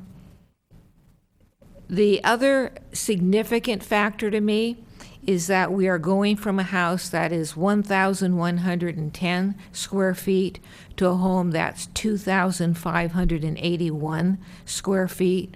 We're going from a FAR of approximately, I don't know exactly what it is, 0.14 to a 0.32. Statement was made that, you don't want to stop anybody from, you can't stop people from improving your house. Well, that's true, you can't. I'll tell you, I live in a neighborhood where people have improved their houses up one side and down the other within the ordinances and within our general plan. I thought the Planning Commission, I generally, when the Planning Commission talks about things, they raise issues that I've thought of before, quite frankly. But the Planning Commissioner, Charles Erickson, actually raised an issue on this application that I hadn't considered, and I thought it was pretty powerful. He talked about, we on the Planning Commission, we on the Town Council, we on the Housing Board, we who are trying to maintain affordable housing, we spend months and years of our time trying to maintain or encourage people to have affordable housing. And then when a developer comes forward and he says, well, if you let me put all these houses on this property, I'll make them smaller and they will be more affordable. And that smaller is like 2,000 square feet, and that more affordable is 2 million or a little bit less. And so that actually caught my attention. It's not part of our law necessarily, but I thought the concept of thinking about that when we evaluate our projects is very good and very insightful on Mr. Erickson's part. Kudos to Mr. Erickson. So there are some things that are clear, and that's the residential guidelines. I've had to apply residential guideline 1.6 before. Sometimes it's more clear, sometimes it's not. This one is clear to me. And so because it's so clear, I could never find that the Planning Commission erred. Councilmember Brzezinski. Thank you. So we obviously have a diversity of opinion up here. In relationship to page 11 of the residential design guidelines, having been one of the individuals who was on the body that wrote and then eventually approved the guidelines, I think it should be made clear that the concept of that diagram and the declaration of immediate neighborhood needs to be evaluated in the context of the entire document. Even where it says, the recommendation specifically says drive around your neighborhood to get to know it. Conceptually, driving around a neighborhood that consists of 2 houses to 3 houses on one side and 4 or 5 on the other, you don't drive that, you walk it. And I think if you read the document in context, that does not define the neighborhood. We dealt with this when we looked at a home on Loma Alta, and it was clear that the neighborhood at Loma Alta started at the boulevard, And as we drove up Loma Alta, then that neighborhood became very apparent. And it allowed us to, as a council, expand the concept of neighborhood that actually fits, if you read the entire guidelines in context, it fits those guidelines. So for me, I was very impressed with some of the comments made by planning commissioners. And I want to point out, this was a 4-3 vote. This was not a unanimous vote. This was 4-3. And when I look at planning commission decisions, I look at it in the context of what were the ideas that were generated. How do I evaluate the positions taken on the basis of the dialogue that was engaged in? And I thought that there was merit on both sides. However, when I read one commissioner in particular, Mariko Sayak's comments, and they struck me as very cogent to the issue of what we have in front of us. I'm going to read a little bit of that I highlighted from the Planning Commission meeting of June 25th. And Commissioner Sayak said, I think the architect was kind in saying that it was an Eichler-like, but not necessarily up to par with the architectural standard, what the architectural standard is. And so understanding that that wasn't a significant architectural style that we would necessarily want to maintain, I didn't think there was strong reason to keep the two-story element away from the neighborhood, because it was necessarily going to detract from the style. And then later she says, I do think that this would be an appropriate street to go ahead and change the character of the style. One of the concerns I have with a lock on a particular neighborhood is that we have to assume that the neighborhood is in an enhanced position as we view it. And I think that it's really clear when you look at what's the character of that neighborhood, that it is definitely a neighborhood that's ripe for transition. And that a couple of the comments made earlier, if we look more broadly at neighborhood, then we do have to consider some of the extension of that neighborhood throughout the footprint off of Los Gatos Almaden between Camino del Cerro and Longwood, I think. At least that's what I saw when I drove through these last several days. One of the comments made was, we need to follow the rules of Los Gatos. We need to follow the architectural rules of Los Gatos. We do.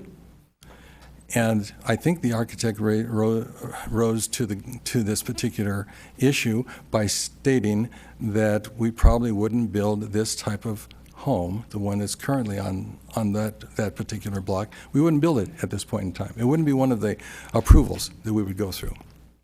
It was set in a particular time. It was set at a particular moment with a particular style. We do big picture planning here. We absolutely do big picture planning. I think that's what's being asked for in this argument. It's not small picture planning. How do we enhance a neighborhood? How do we move the neighborhood to a greater character, if you will?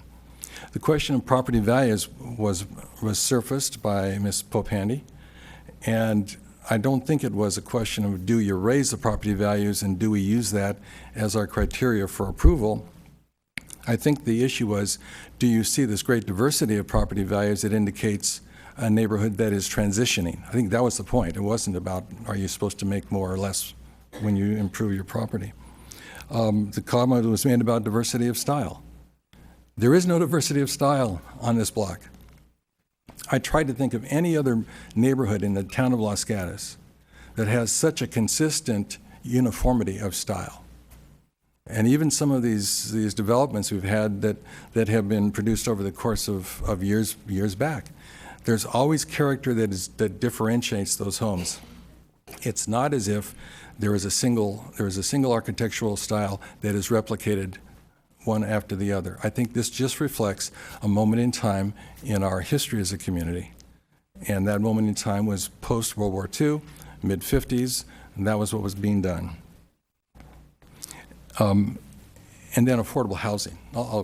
This will be my comment, I think, to close out what I'm thinking right now. none of those houses are affordable, okay? We are not talking about true affordable housing on El Gato. When you come in at $1.1 million or $1.2 million, it's reflective of the market in this particular area at this time, but it's not affordable. And so the comments about trying to maintain affordability, I think they are very difficult to validate in this case. What I'm looking at is the fact that people have different ideas about where they want to live. And some people want to live in smaller homes. Some want to live in homes that are a little larger. I'm the only one on the council who lives in a one-story home, as far as I know. And from my point of view, that's because I choose.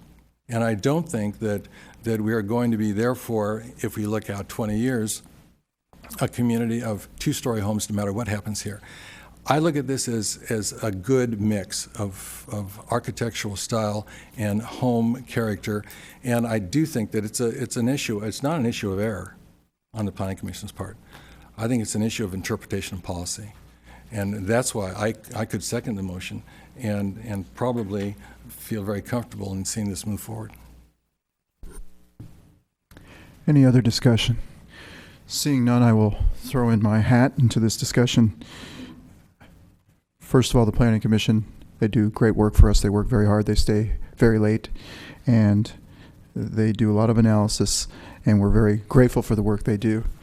And I also believe that they didn't err. However, I've been trying to get this subject put on the agenda because I think we're going to see this over and over again. You have a neighborhood full of 1,000 square foot homes, and they're on 8,000 or 9,000 square foot lots. And one of them gets annexed to the town of Los Gatos, and it wants to be improved. And anyone who wants to tear down a house there and rebuild it will have to be annexed to the town of Los Gatos, and they will be in the same position. And somebody has to be first. And whether you're ahead of the policy, if your project is ahead of the policy being made or behind the policy being made, I think inevitably we're going to have to look at this policy and do something, because we're going to see this over and over again. We saw it a couple months ago, and we're seeing it now. So looking at what is being presented here, it meets the guidelines of what a Los Gatos home is. Architecturally, floor area ratio, it's not a monster home. It's not 50% lot coverage. There's no exceptions to height or anything like that. It's basically taking a home that was formerly in the county, annexing it to the town of Los Gatos, applying the town design guidelines and standards to a home for a home that wants to be rebuilt. And then we have a policy issue with the definition of a neighborhood and what the existing homes look like and all those kinds of things, and we're trying to take that into consideration. Will this house look different when it's done? Well, absolutely. Will it look better? Beauty is in the eye of the beholder. I kind of think of the history of the neighborhood which was alluded to earlier, and I kind of imagine a whole bunch of 1950s cars parked in a row, and then somebody pulls up in a brand new Tesla.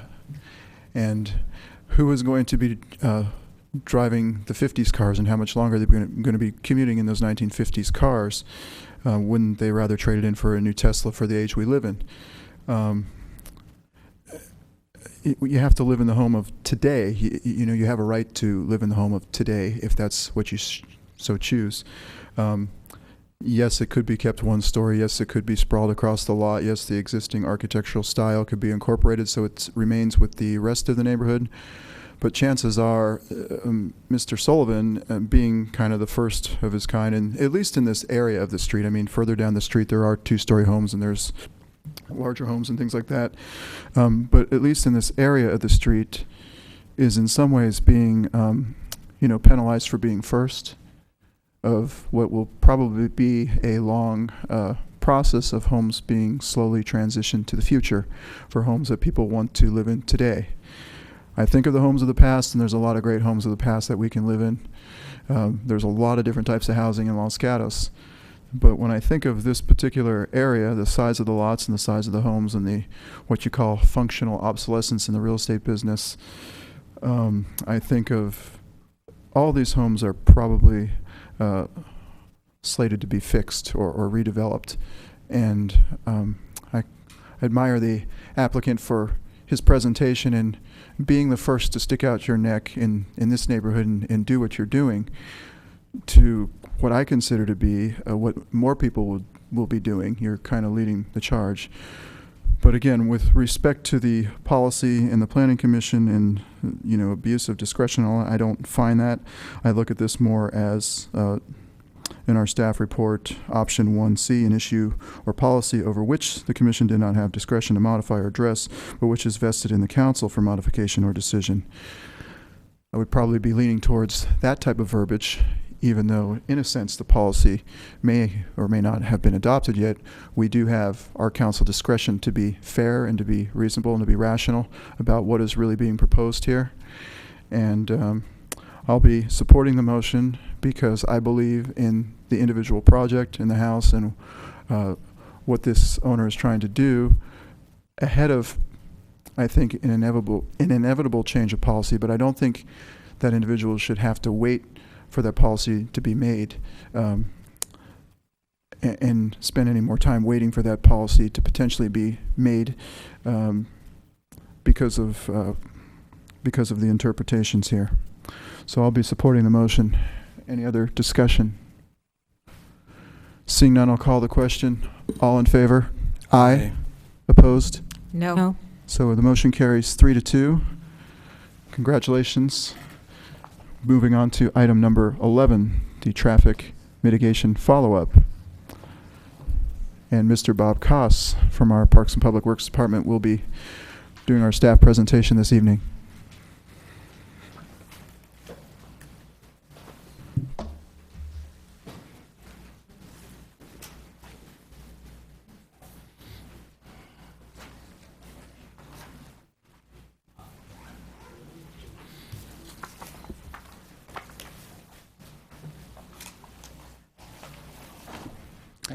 Please.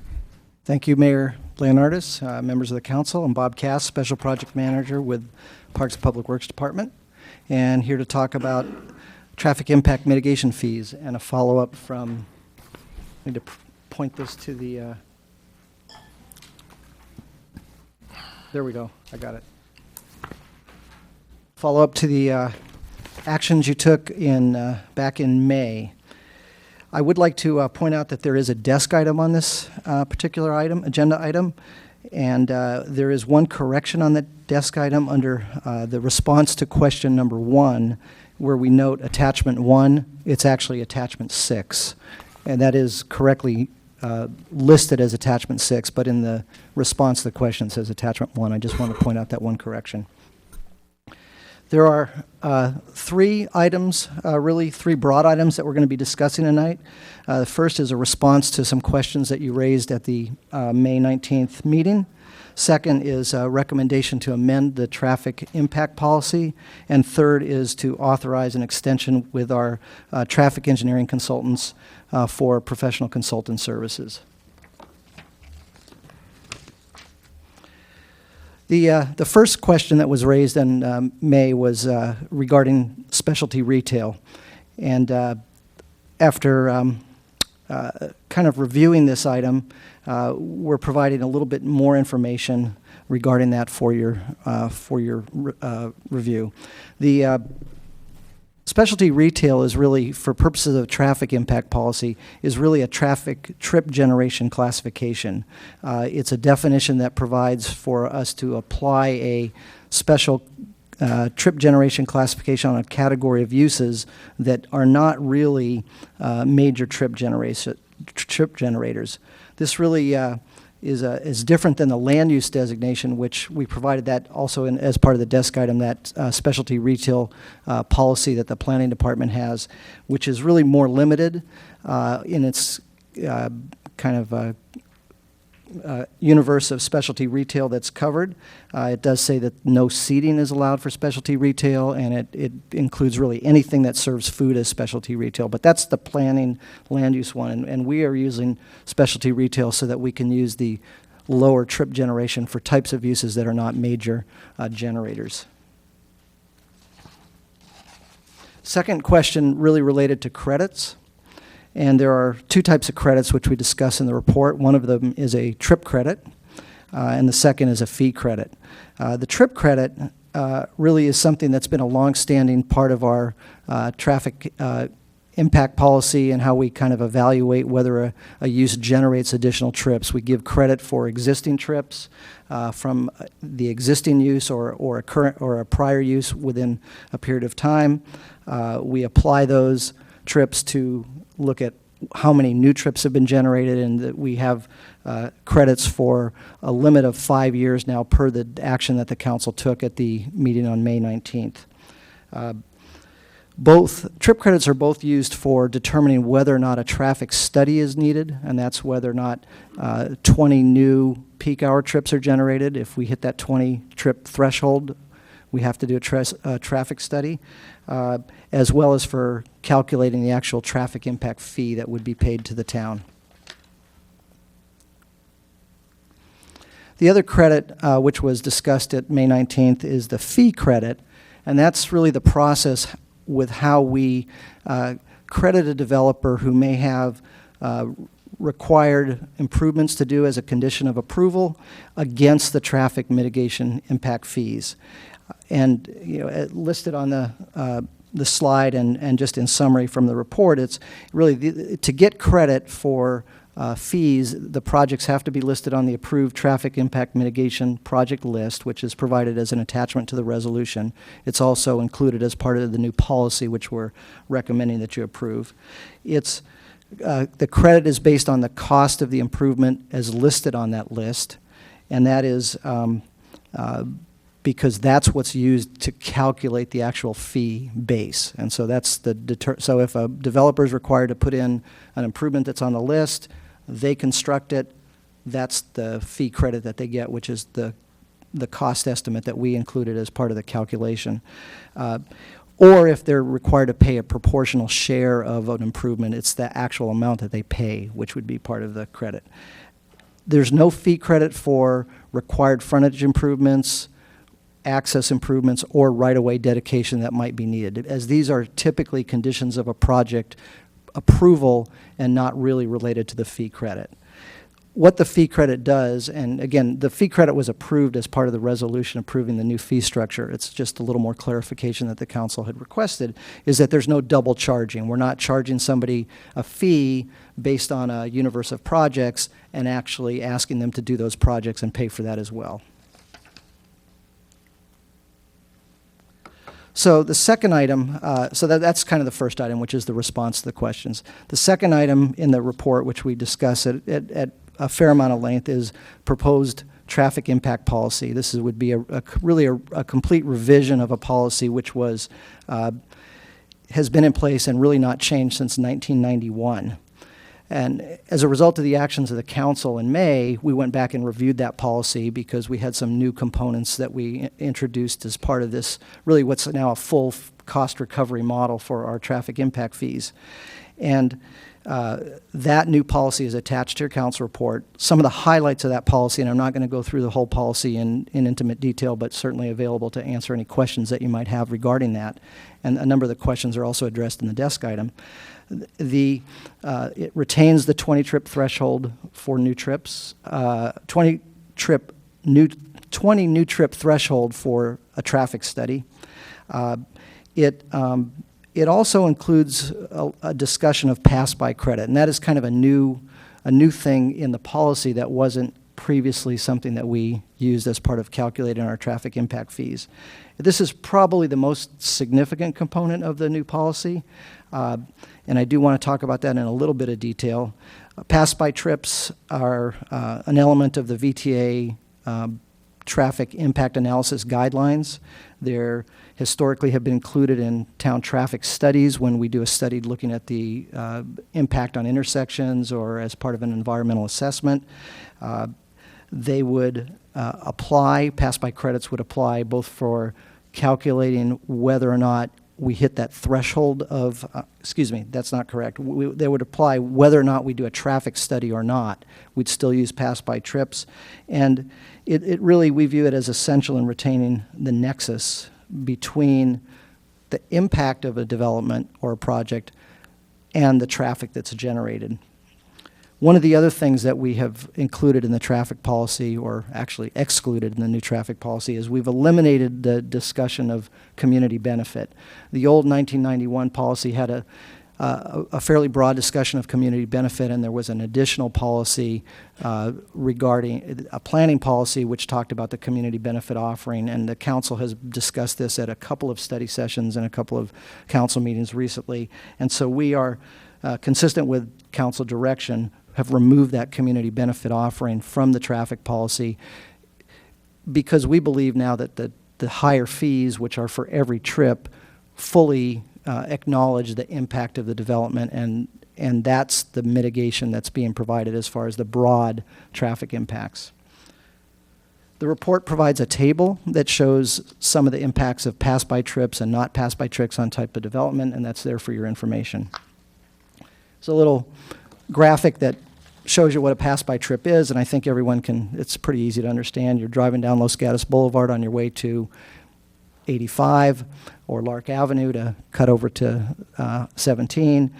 You stop at Trader Joe's, or you stop and pick up something at the market, and you get back on the street and go. It's not a primary trip when you divert off. That's considered a pass-by trip. So the Institute of Transportation Engineers has, the ITE has pass-by rates for all types of businesses, acknowledging that not every trip to retail type businesses is a primary trip. Sometimes it is. Sometimes you're at your house, you go to the grocery store, you come home. That's a primary trip. But not every trip to the grocery store is a primary trip.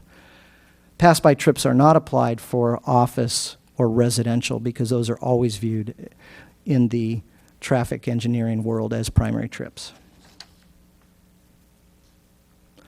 The last component really that we're asking you to take action on is to authorize the town manager to execute a one-year extension with TJKM consultants for our traffic engineering services agreement.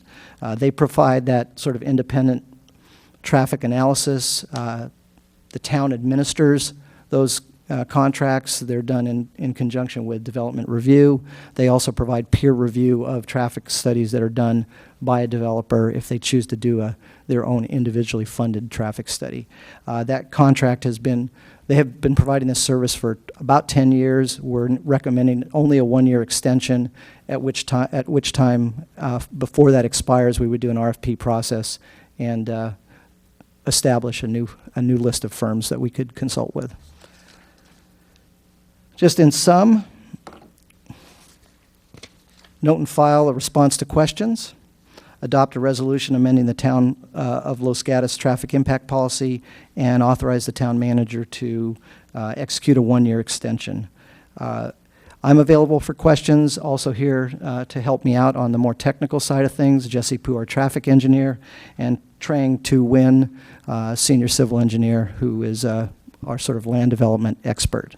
Thank you very much. Thank you, Mr. Koss. Questions, Vice Mayor? Thank you. I have several. Can I? Yes. And Mr. Koss, these may not be for you. Some may be for you, but some may not. So bear with me. I think the first may actually be for Ms. Pravetti. If we have a category that's specialty retail, but is defined only for traffic, and we have a specialty retail category that is land use, so I'm thinking about the yogurt shop that was recently approved. They pay a traffic impact fee under the traffic policy, yet they're evaluated for whether they can exist and how many seats they can have, or whether they can have a CUP under a land use policy. So how do we distinguish, and does it make any sense for us to have the same name for two things that are going to result in a different outcome? Thank you, and I'll start the response, but I may need a little assistance from my staff. As was noted in the desk item, specialty retail has a different definition for land use purposes. The example of the yogurt shop that was before council earlier this year, we really looked at it in terms of whether or not there were seats. If there are seats, then we examine the land use as a restaurant, and that for land use purposes is how we would handle it. I don't know if Mr. Paulson or other staff wish to elaborate. I think Ms. Pravetti hit it on the head. The distinction in the planning policy that you're referencing and that was attached to the desk item, I believe, is a difference from a land use perspective of specialty retail versus restaurant. Once you have seats, then you are considered a restaurant based on that policy, and so that's the land use determination that Ms. Pravetti speaks of. I guess my question for this context goes to, I have the same property, and one specialty retail is evaluating it for seats, and one is evaluating it for fees. So let's imagine that I can only have 4 seats, but I'm paying for 10 trips. How are those two different things fair to that business? Because it's being evaluated under 2 different criteria. That is correct in terms of the current policy framework of the town. It is certainly within the purview of the town council that if you wish for us to align those 2 definitions, that could be a future work item for the staff to bring back to you for consideration. Okay, thank you. My next question goes to the suggestion regarding the community benefit policy, and we've had a lot of discussion regarding community benefit. I don't think that we've reached any resolution. So I don't know if the 1991 policy was rescinded by the community benefit policy that changed it basically to a traffic and you pay us policy. So given that we haven't finished our discussion overall of community benefit, and again, I'm looking at the same thing being evaluated in different ways. So for example, you could have a community benefit that basically says pay X dollars to fix traffic.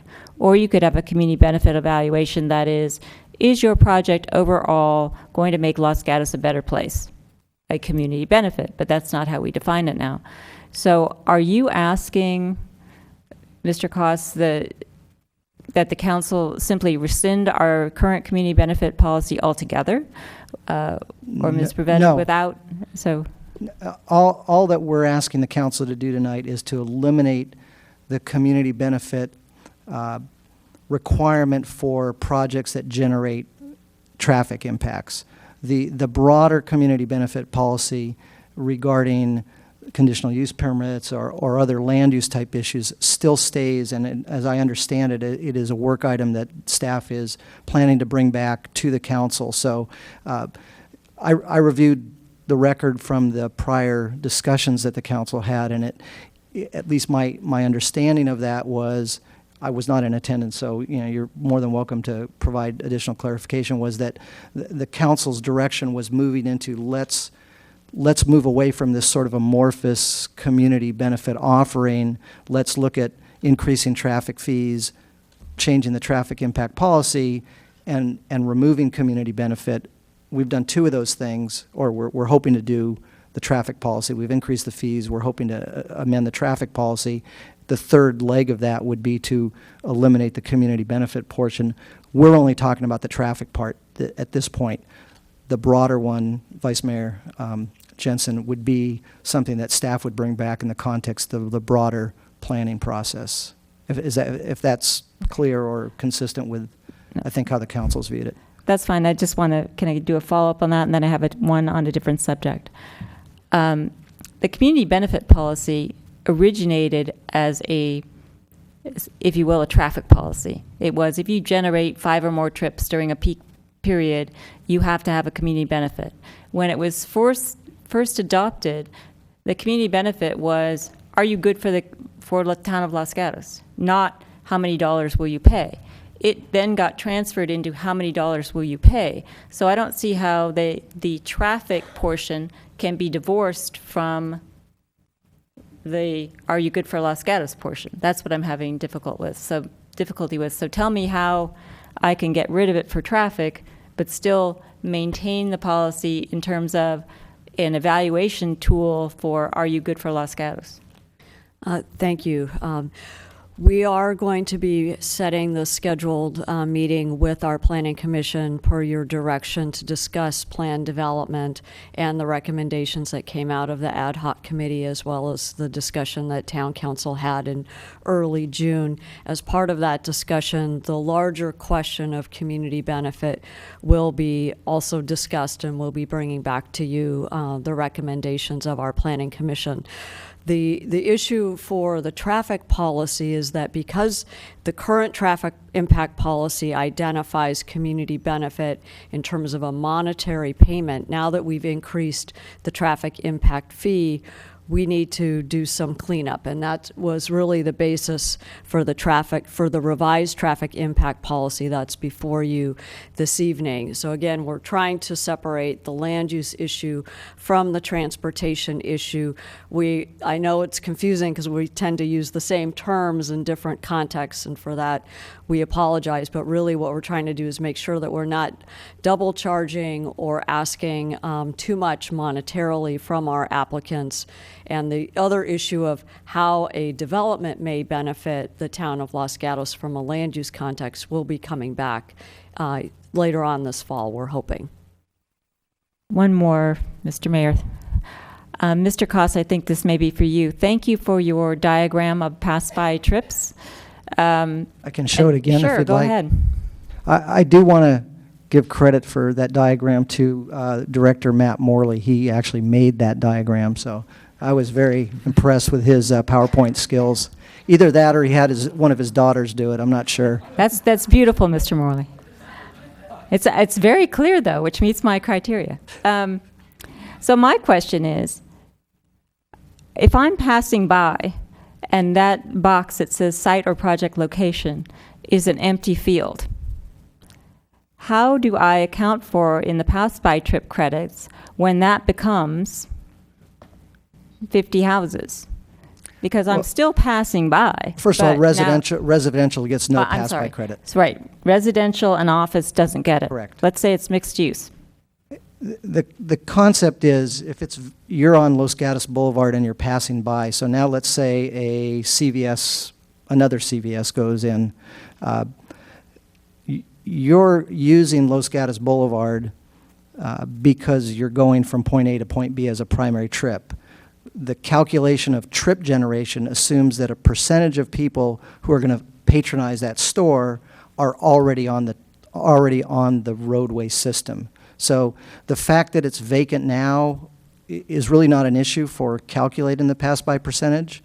It's really looking at the use and how people from the roadway system that are already driving around going from point A to point B, whether they're going to go there directly or whether they're going to pass by from trips that are already on the roadway. What we're trying to do is make sure that the development pays for new trips on the roadway. That's the key. They're paying $854 per new trip that they generate. So if you're already going from your house to school or to the office or to the park, you're not a new trip if you just pull off and go to a new development and come back on the roadway. But if you're going there as a primary trip, which many people may do, they may decide, gee, now there's a new grocery store, there's a new development or a new mixed use or a new restaurant, I'm going to go there and come back. That's a new trip on the roadway, and those are the ones that we want people to pay for. We don't want them to pay for a trip that's already on the network and just diverting off. So I don't know if that clarifies it or makes it more confusing, but and I promise this is my last follow-up. No, I understand. Thank you. My question is, so there has to be some kind of mathematical percentage that the traffic engineers have decided upon. And so how do you come up with the percentage? If there's a brand new thing, let's say on Los Gatos Boulevard, it's not residential, it's not office, it's brand new. And I can either go down North Santa Cruz, I can go on Lark, or I can go on Los Gatos Boulevard. So I don't really have a choice. But now there's a brand new mixed use. How are you going to calculate what's new and what's passed by? What they've done, what the IT, which has been around for many years, does is they actually do surveys where they actually interview people that come into the business and leave the business, and they aggregate those studies nationally and locally to develop rates of pass-by trips versus primary trips for the type of use. So let's take a drugstore, for example. The data is developed by actual surveys of people who are going into that drugstore and leaving that drugstore and asking them, and there's actually a prescribed sort of survey format that the ITE has provided for people to do these studies to say, is this a primary trip or are you on your way someplace else? And they come up with a percentage. And again, it's an aggregate and an average based on various numbers of studies that they apply, and they say, okay, drugstores, 30% of the trips based on these studies that we've done, people that are going to the drugstore, that wasn't their primary trip. 70%, it was a primary trip, but I don't know if it's 30% as the pass-by rate. I'm just using that as an example. So it's based on hard data collected at the sites and then use as a percentage that they apply by type of use. Thank you for your indulgence, Mr. Mayor. Thank you. You're welcome. Councilmember Spector. Thank you. I have one question. Go right ahead. Exhibit B, I don't know if you have the packet. I do have the packet. All right, I'm looking at Exhibit B. It's called Town of Los Gatos Traffic Mitigation Improvements Project List. Correct. Question is, with regard to the second column, growth-related project cost share. I see that takes the project cost, then it reduces it by 90% to a mitigated cost. What is that 90%? How is that? What is it, and how is it calculated? So this Town of Los Gatos Traffic Mitigation Improvement Project List, I want to just clarify that was part of the basis for establishing the new fee of $854. That is already part of a resolution that you adopted on May 19th, which established that higher fee. And so what we did, and this was done with the consulting group, FCS Consultants out of either Oregon or Washington, someplace in the Northwest where it rains a lot. I'm not sure which of those two it was. The growth-related project costs, the 90% actually doesn't reduce it by 90%. It says that 90% of that cost, the need for that improvement is related to growth in trips. And it is a best guess estimate. And so what we did with each of the projects in the general plan and the CIP that supported the population and job-related growth numbers that ABAG generated is to say, well, of that, there's some of it that's probably deals with existing conditions. We know there's problems at certain intersections and certain links and certain components of our roadway system. Well, we're not allowed to charge impact fees to address existing deficiencies. It's not permitted under state law. And so we have to reduce the cost of those improvements by the percentage of that work that we believe is related to an existing condition. And that's how we get those percentages. Thank you. Councilmember McNutt. Thank you, Mayor. I have two questions, I think. Okay. I might be lying, though. So back to this. I did ask a question about this in advance, and it was in the desk item, but I didn't quite understand the answer. And that is how you apply this to shopping centers. And the reason is because yesterday I was over, we'll call it the Trader Joe's shopping center. I had to get something notarized at the UPS store, and I thought, oh, look, they have sunflowers. I have to go, So it was that spontaneous kind of a thing.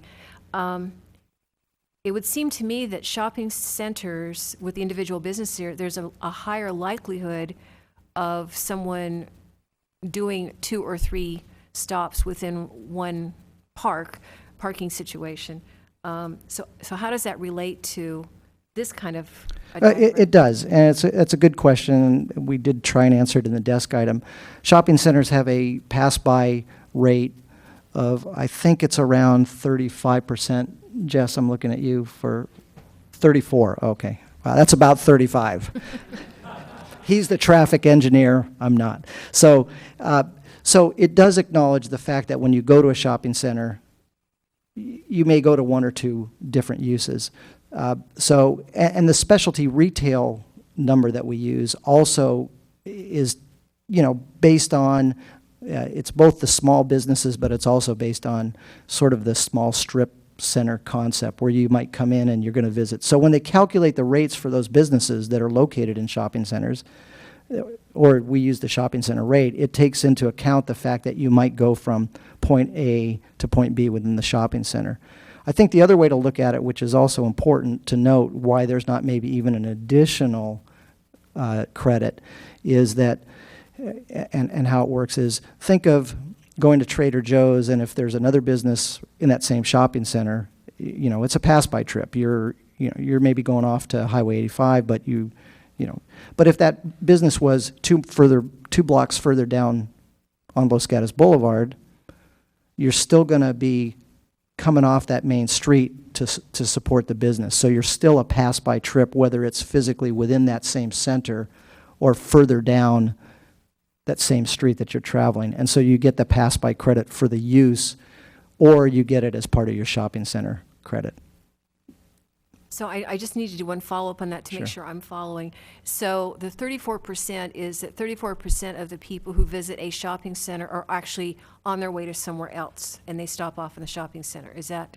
That's Is that correct. So the flip side of that is 66% of the trips, you're going to the shopping Correct. center and you're going home, or you're going to the shopping center and going back to your office. But then how do you determine what the percentage of pass-by is for the individual stores within the shopping center? Wouldn't it be higher because it's more likely? No, it depends. We would apply the shopping center rate to the businesses within that shopping center, with the exception that you might have like a fast food restaurant that has an even higher percentage where that might be applied. So, Jesse, I don't know if you want to clarify. I mean, we generally apply the shopping center rate to the businesses, but if there is a clear indication that the use has a higher pass-by percentage, that would be applied to the business. That's fine. I understand that. Yeah. Okay. I understand it. I got it.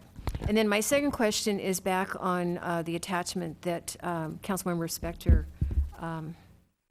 was talking about earlier. And remind me that 22.8 million, what was the number that was divided into that to come up with the? The number that was divided into that were the number of growth-related trips based on ABAG's population and job growth within. So we did a calculation where I think the number, I forget what the number was, but there was a mathematical calculation that took population growth and employment growth and got trips, new trips related to growth in employment and growth in population. That got divided into the 22.8 million to generate the 854. So my question is on, and I did ask this also, I believe, in ahead of time. So on here, for example, is the Highway 9 Los Gatos Creek Trail Connector with an estimated cost of $1 million. Earlier tonight, we just approved applying for a grant for $715,000. That comes in. Does that get subtracted off of that? It won't get subtracted off immediately, but what we did indicate in the response to the desk item is that now that we have this full cost recovery fee, we believe it's appropriate that every 5 years we revisit this list of projects. You have to take a snapshot in time, and if we were constantly taking projects out, adding projects in, changing cost estimates. I mean, this is capital project level cost estimates. This isn't detailed engineering cost estimates. So what we're recommending is every 5 years we would review the list. We would eliminate those projects that maybe got funding from alternative sources like grant fundings, take them off, recalculate the fee, bring that back to the council for consideration. And I think the town attorney has also commented on that's sort of proper practice for making sure that fee it maintains its integrity. And so what was the 2-year update that you referenced, attorney? Yeah, it would be totally up to council. I've seen it in between the 3 and 5 year period. Some even do 7, but certainly pushing 7 is that area where projects might be completed that there could be a legal challenge for around paying for a project that had already been completed. And 3 years, 2 years is really pushing the limit, because you seem like you're always changing the figures and going through the calculations necessary for those projects. So, Wasn't there something, though, that, because I don't have a hard copy of it, that had a 2-year requirement in the information that you sent us? Maybe I just read it too fast.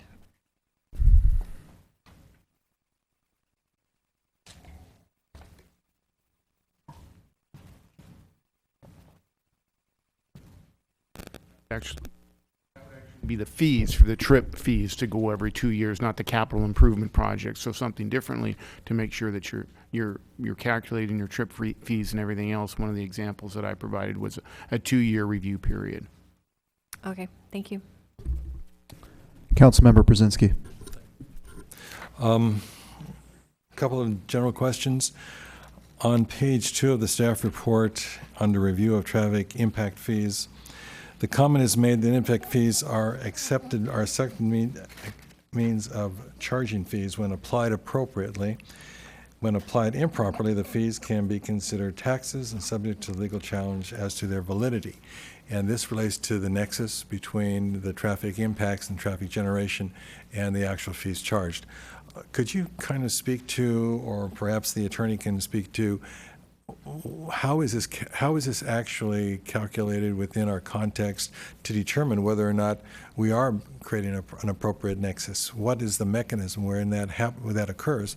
Because I think, what is it, Proposition 218, where we cannot actually create a tax without a vote of the people, and the differential between a fee and a tax, therefore, I think needs to be very, very clear to us. So could that be expanded? Maybe I'll make a comment and then I'll turn it over to the town attorney. The basis for our confidence that the fee meets the nexus test is the study that we did by FCS Consultants. And we did there's a lot of background behind that this is really very well accepted methodology and practice within the state. It's been supported by the courts as far as a study that's done that looks at all the projects in this division that Councilmember McNutt, dividing the numbers, that meets the nexus requirements for establishing the traffic impact mitigation fee, and we're very, very confident about that. The sort of next threshold is to make sure that now that we have that fee in place, that we're really charging businesses only for those trips that they generate, and that's the pass-by rate that we're talking about. That's the existing trip issue that we talk about. And then the second part of that is that we are not charging somebody for projects that they complete that are on our list. So the short answer is the study that was done that supported the new fee meets the nexus requirements of AB 1600 and other legal case law. I will defer to the attorney for more clarification. I think that was said perfectly by Bob. The case law and the Nolan and Dolan tests and all those, they talk about there's no mathematical certainty that a town has to do to go through it, and there isn't any precise calculations that have been determined, but you do have to show you've done that individual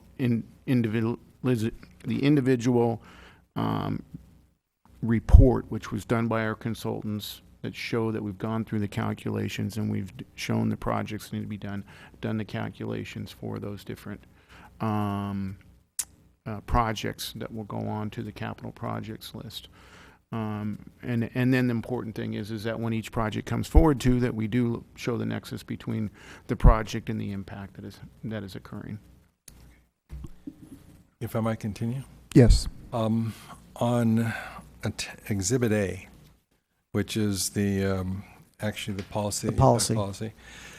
Under Section 7, Other Provisions, a question I have on number 4, and I'd like both of you probably to respond to this, but the provision reads, as provided by the Town Municipal Code, Chapter 15, Article 7, Traffic Impact Mitigation Fees, and then it lists a section number. It is recognized that unusual circumstances may result in this policy placing an undue burden on a developer or landowner, and in such case, the town reserves the right to enter into an agreement to deviate from this policy as may be approved by the town council.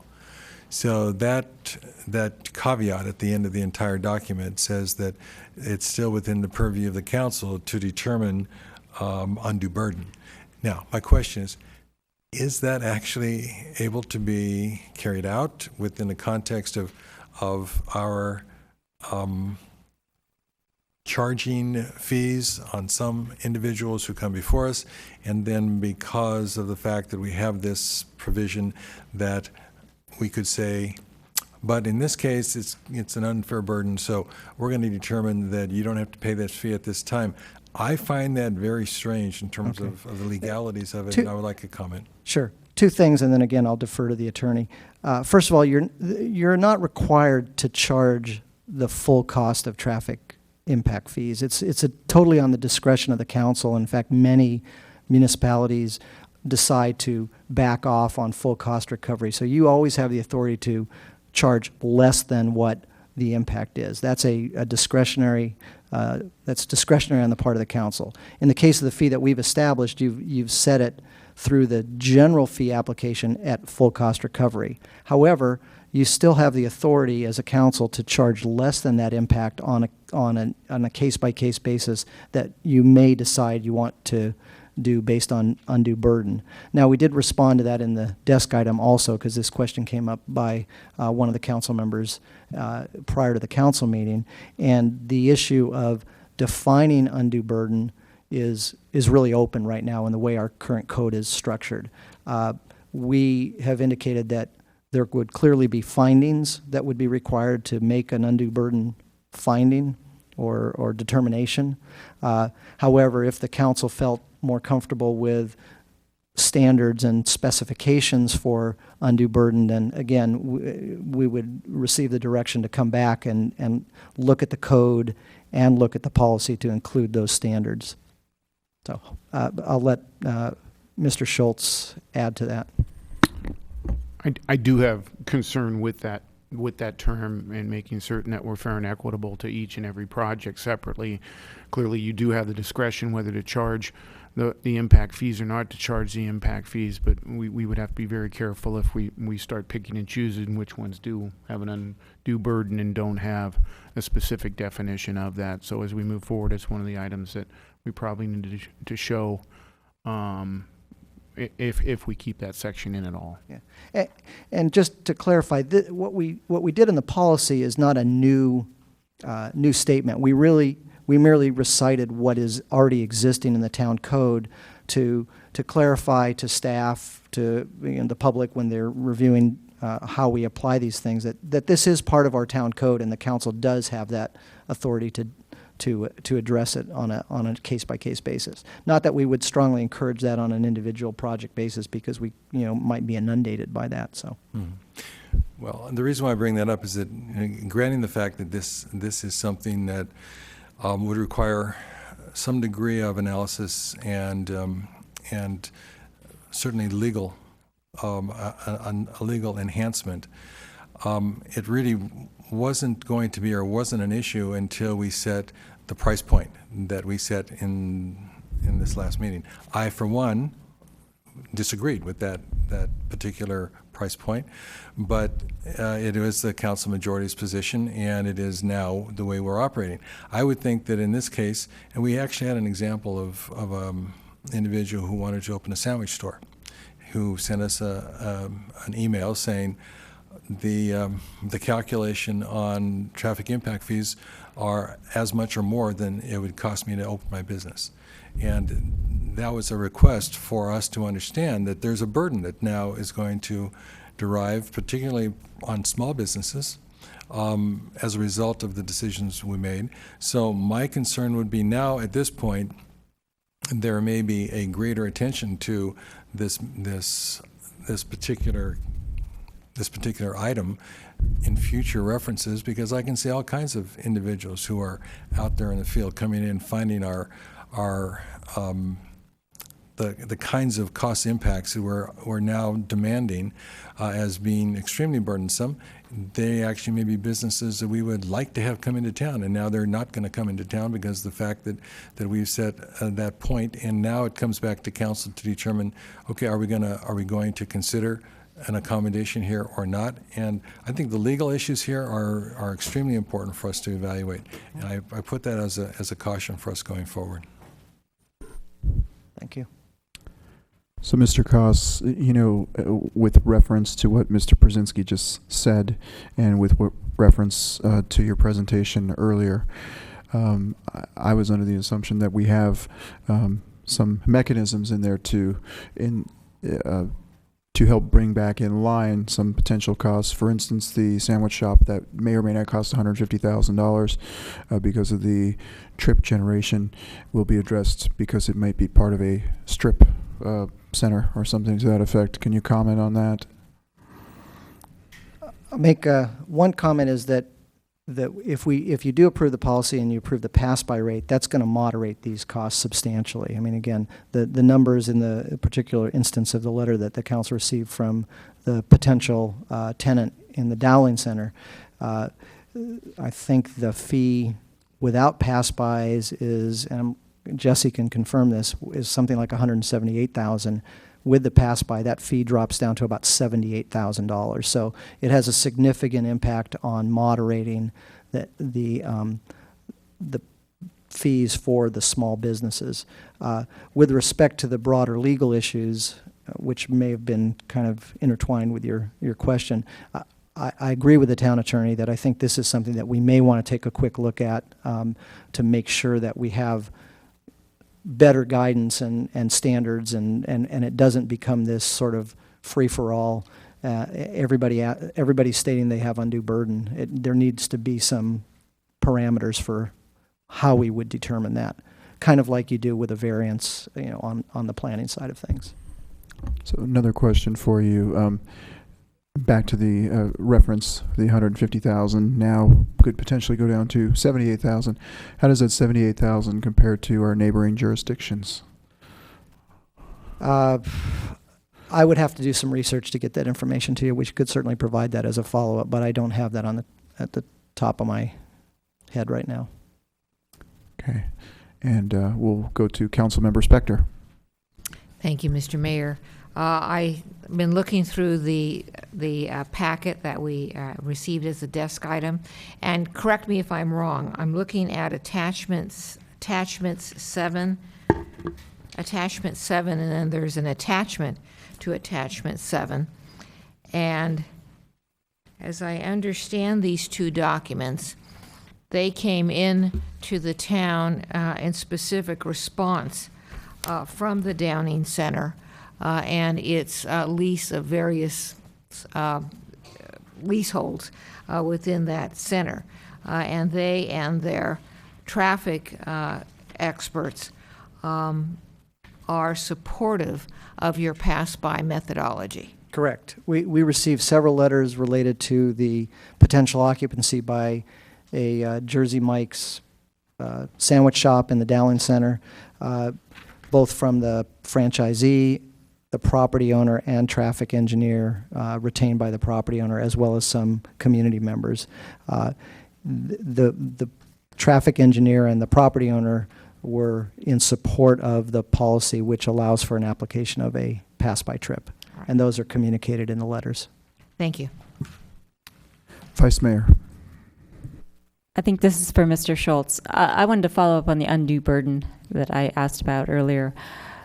If the council were to consider adopting a policy tonight that just said undue burden without anything further, would you recommend for or against that, or would you recommend that we consider specific findings if we wanted to keep an undue burden phrase in our policy? So you're certainly welcome to take it out of the policy completely if you'd like, but it is in our ordinance, so it's still in our ordinance 15-7 70030. So it's something that, you know, from a staff level, we'll have to bring back to you because I have concerns with it. It was adopted in 1990. It was about the same time as the Nolan Dolan cases were coming down and 1600 was being passed.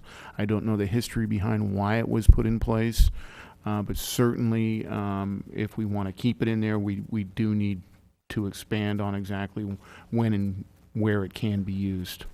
Follow up? Yes.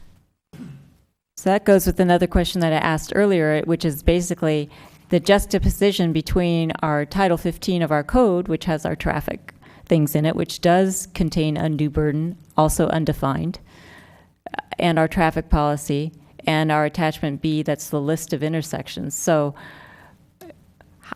is the policy referred to in our code?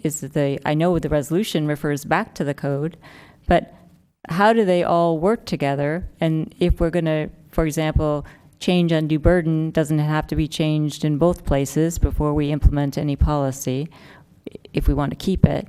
And then, for example, on the attachment B of the list of projects, I understand that that's necessary to make the fees legal.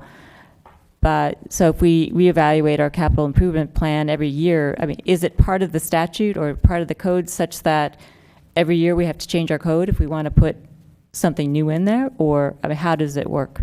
No, so your code section specifically talk about doing the project and capital improvement list, and that's what you're doing here. And your policy can implement your ordinance, your statute. It can't conflict with it, so you couldn't write a policy that says the opposite of the undue burden. We'd be better off making the ordinance change if we want to take that out completely.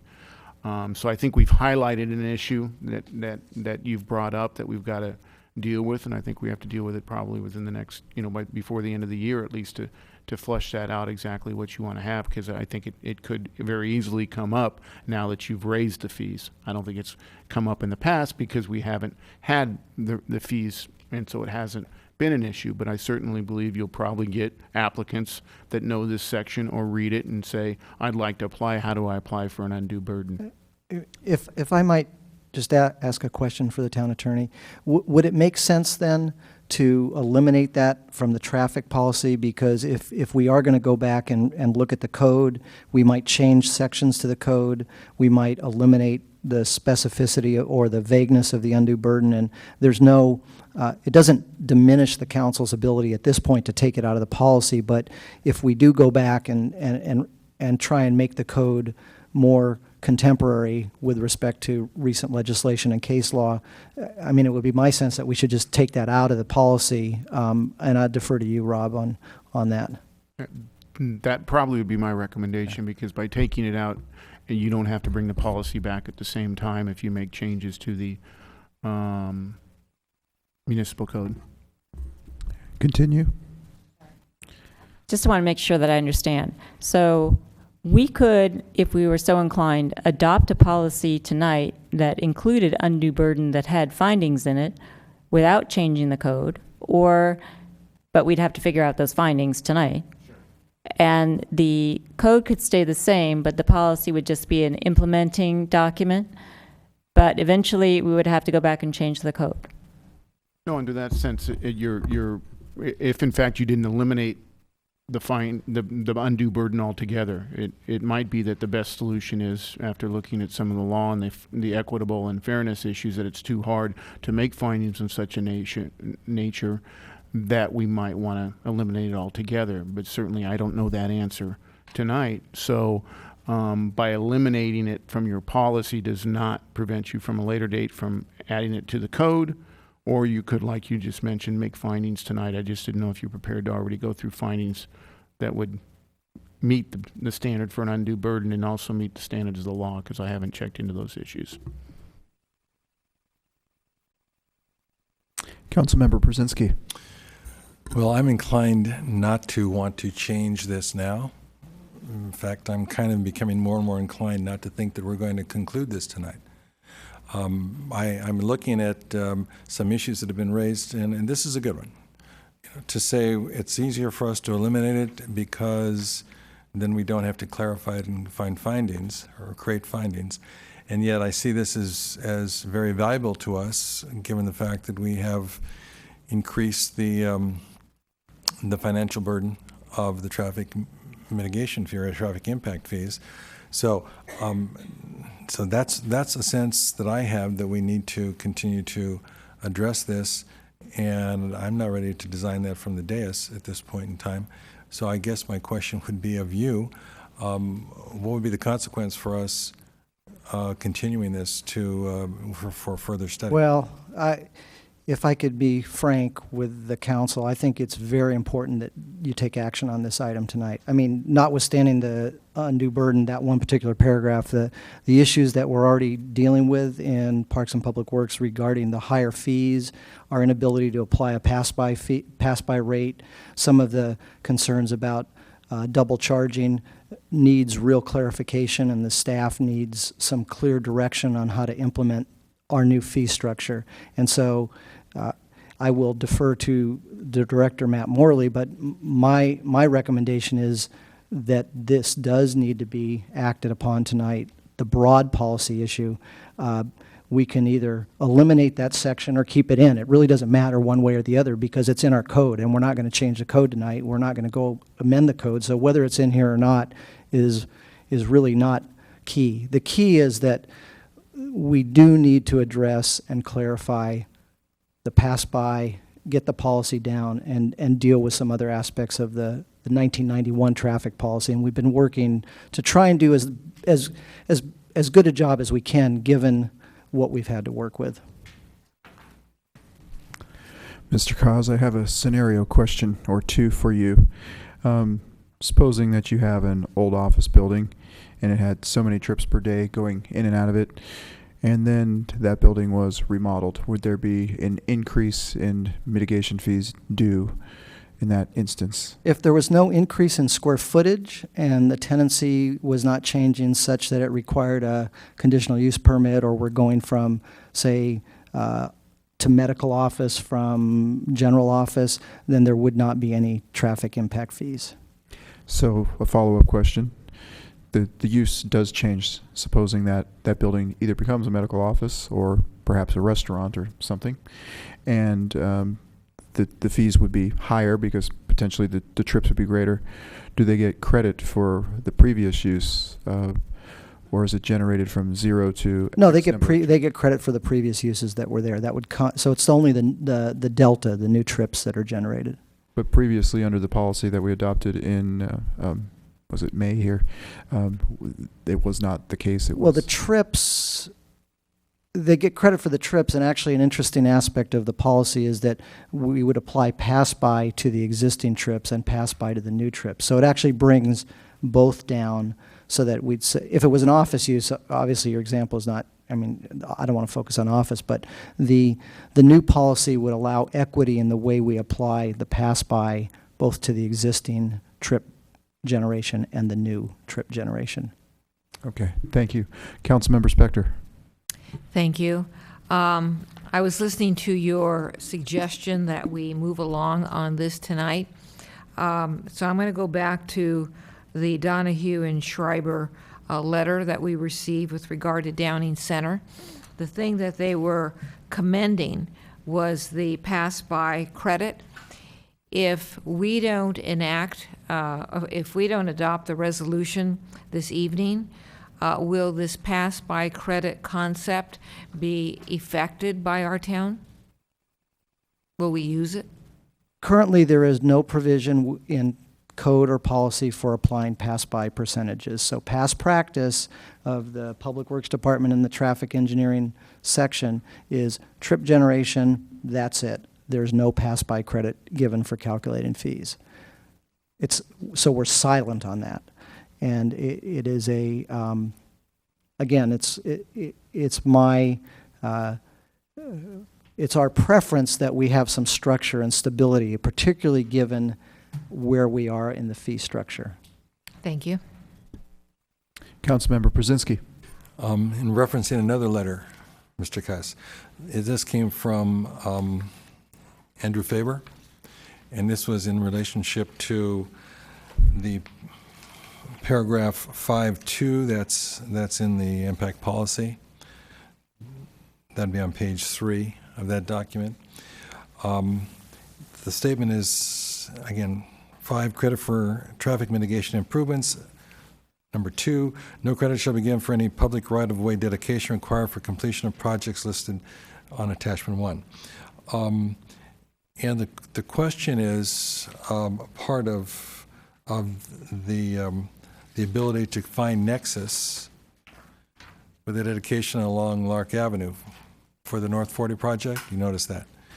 And it relates to the Dolan versus City of Tigard and Nolan versus California Coastal Commission and Ehrlich versus City of Culver City. Could you comment to that? Because it sounds like that is something that we will be... I won't comment on the case law, but I will comment, I will point out that we did have a phone conversation with the representatives of, well, from Summerhill and Grosvenor in prior to the receipt of the letter, and they were very open about the fact that they would be sending the letter from their council. We made it very clear to them that the issue with dedication is not an issue with respect to how we administer the traffic impact fees. The issue of dedication is an issue of a land use entitlement planning issue of how much dedication is needed for the project. And those things are really separate. So whether it's 10 feet or 6 feet or 2 feet, that's not really the issue with respect to the traffic fees. We would not ever support, or I shouldn't say it that way, the current framework does not allow for dedications to be a credit against the mitigation fees, because dedications are required as a condition of the development and a condition of the approval. And if the community development director wants to add to that, or anyone else, so we see those as separate issues. Understood. I would like the validation of that. That is correct, and we'll have to look at the North 40 for that specific nexus with the dedications and the requirements as part of that development, to make certain that they're required as part of the development, but they're two separate issues completely.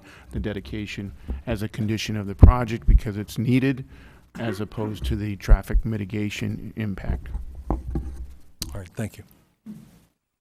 Town manager. Yes, and I just conversed with the director of Parks and Public Works, and he verified what we had assumed, that the estimated project costs on attachment B, Exhibit B, that was the basis of setting the fee, did not assume land costs as part of those. Those are capital project construction costs that were the basis of the fee.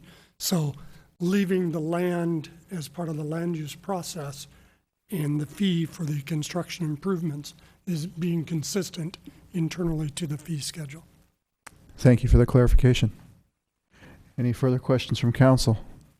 Seeing none at this time, thank you, Mr. Koss. We will bring forward the public. Our first speaker is Rudy Rabel.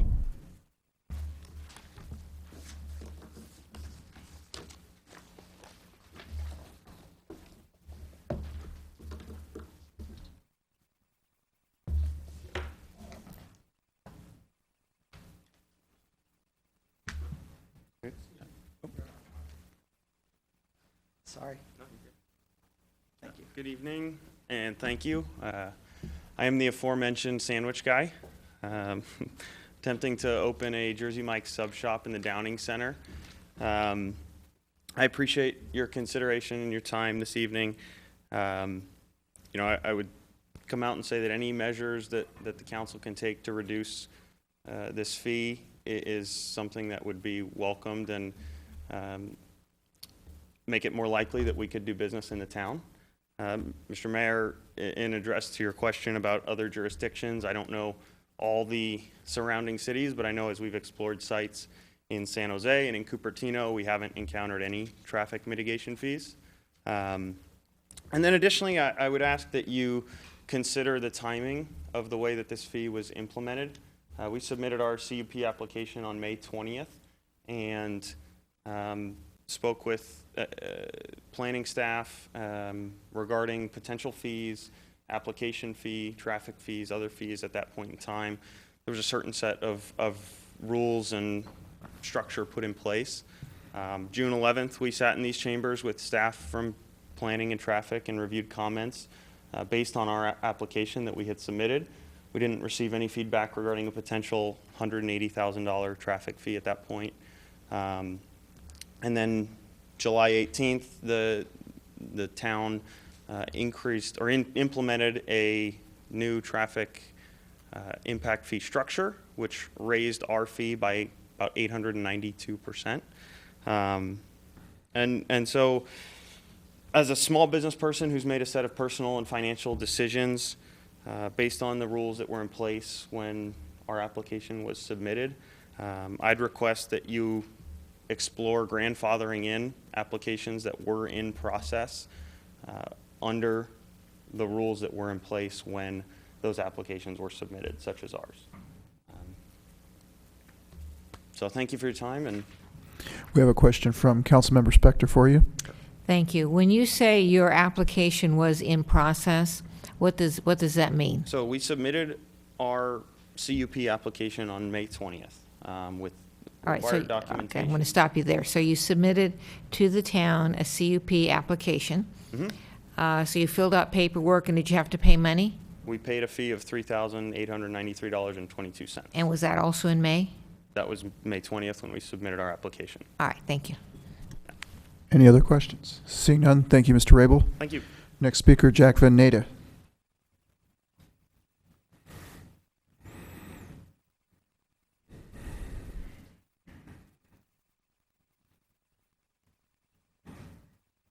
Thank you. I have a couple items. The first one was on the yogurt shop that doesn't have any seating. I was just there today, and they have 2 benches installed on the outside of it, plus there's one of the town benches. You could put everybody on the dais right outside their store window, and if those benches are occupied, you won't be able to walk through. There's just not enough room. Excuse me. On the fees, it'd be interesting to know what the net effect will be if we increase the fees and then we subtract the community benefit and we subtract the pass-by credit. So it'd be a good number to know. Mr. Larson, Mr. Morley, Mr. Conway, and I are in a dialogue about traffic mitigation fees. Unfortunately, an email that I sent about a month ago was lost, so I didn't get any information until last Friday when the agenda came out. Because our dialogue did not happen in time, I would like to make sure that my thought gets into the record today. I believe the fees went up about 42% according to the study. I do not recall exactly how that number was derived, but I believe that the method to determine the annual inflation was added rather than compounded, thus understating the actual inflation by about 18%, which would be money in the town's traffic pocket. I did not have access to the same data the study did, but rather I used web information from ENR and Turner, similar but not exactly the same. I also would think that as inflation continued and the fee remained the same for 20 years, that the town revenues essentially subsidized the developers by the town paying the delta between what the fees generated and what the actual cost turned out to be. I would like to know if the 42% is correctly figured. If so, then the mitigation fees may be correct. If not, then we may be about 18% low after 20 years of not raising the fees. I would just like to know that the mitigation fees are fair to the town and not subsidizing the developers, nor is the town taking money out of other areas of the budget to fund development that is now manifested with unmitigated traffic. As an example of adding the inflation rather than compounding it, if you went to attachment 4, page 7, table 6, you will see that the percentage numbers are added, they're not compounded. That may be totally correct, I'm not sure, but it seems to me that they should be compounded. That's all I have. Thanks. Thank you. Next speaker is Dave Murray.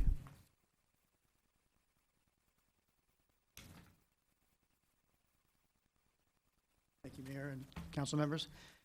I am with Donnie Schreiber, as mentioned in the desk item that Councilmember Spector spoke of. Mr. Murray, can you speak into the microphone. Sorry Thank about you. that. Thank you. So I'm with Donahue Schreiber, and we presented the letter on the desk item with the backup with our traffic from Donahue Schreiber, the broader owners of Downing Center.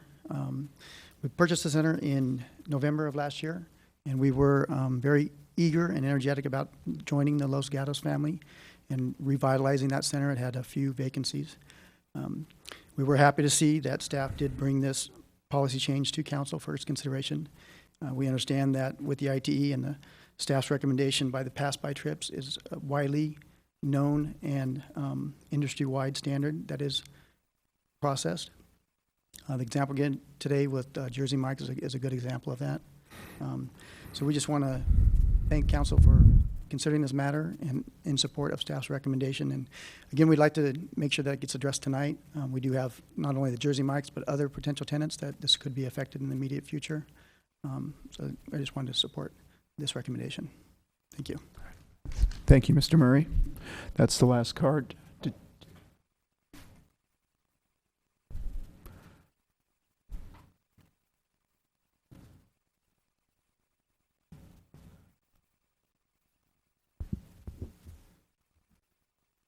I'm Brian Bachman. I do the leasing at Downing Center, and I was in front of you a few months ago for the We Olive store that is going to be going into 112 North Santa Cruz Avenue.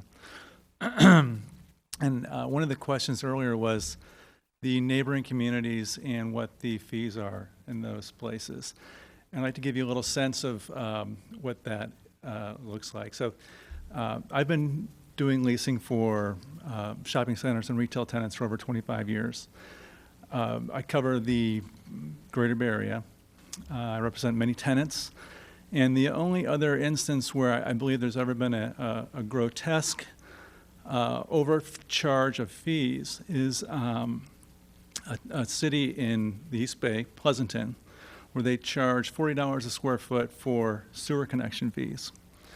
To a business owner, a small business owner, whether you call it traffic mitigation or sewer connection or schools or whatever, it's just it's unplanned for fee. And that $40 a foot is about,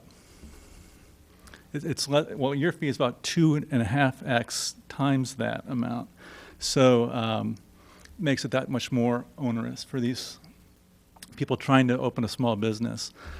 So in terms of a relative point of pain, yours is severe to the extreme and should be really reconsidered. It's not going to be a benefit for the community overall, as you want to encourage small, local, regional businesses to open your community and not these big chains. And it'll be a counterproductive situation that you won't benefit from. So that's all I had to say. Any questions? Seeing none, thank you, Mr. Bachma. Next speaker, Lee Quintana.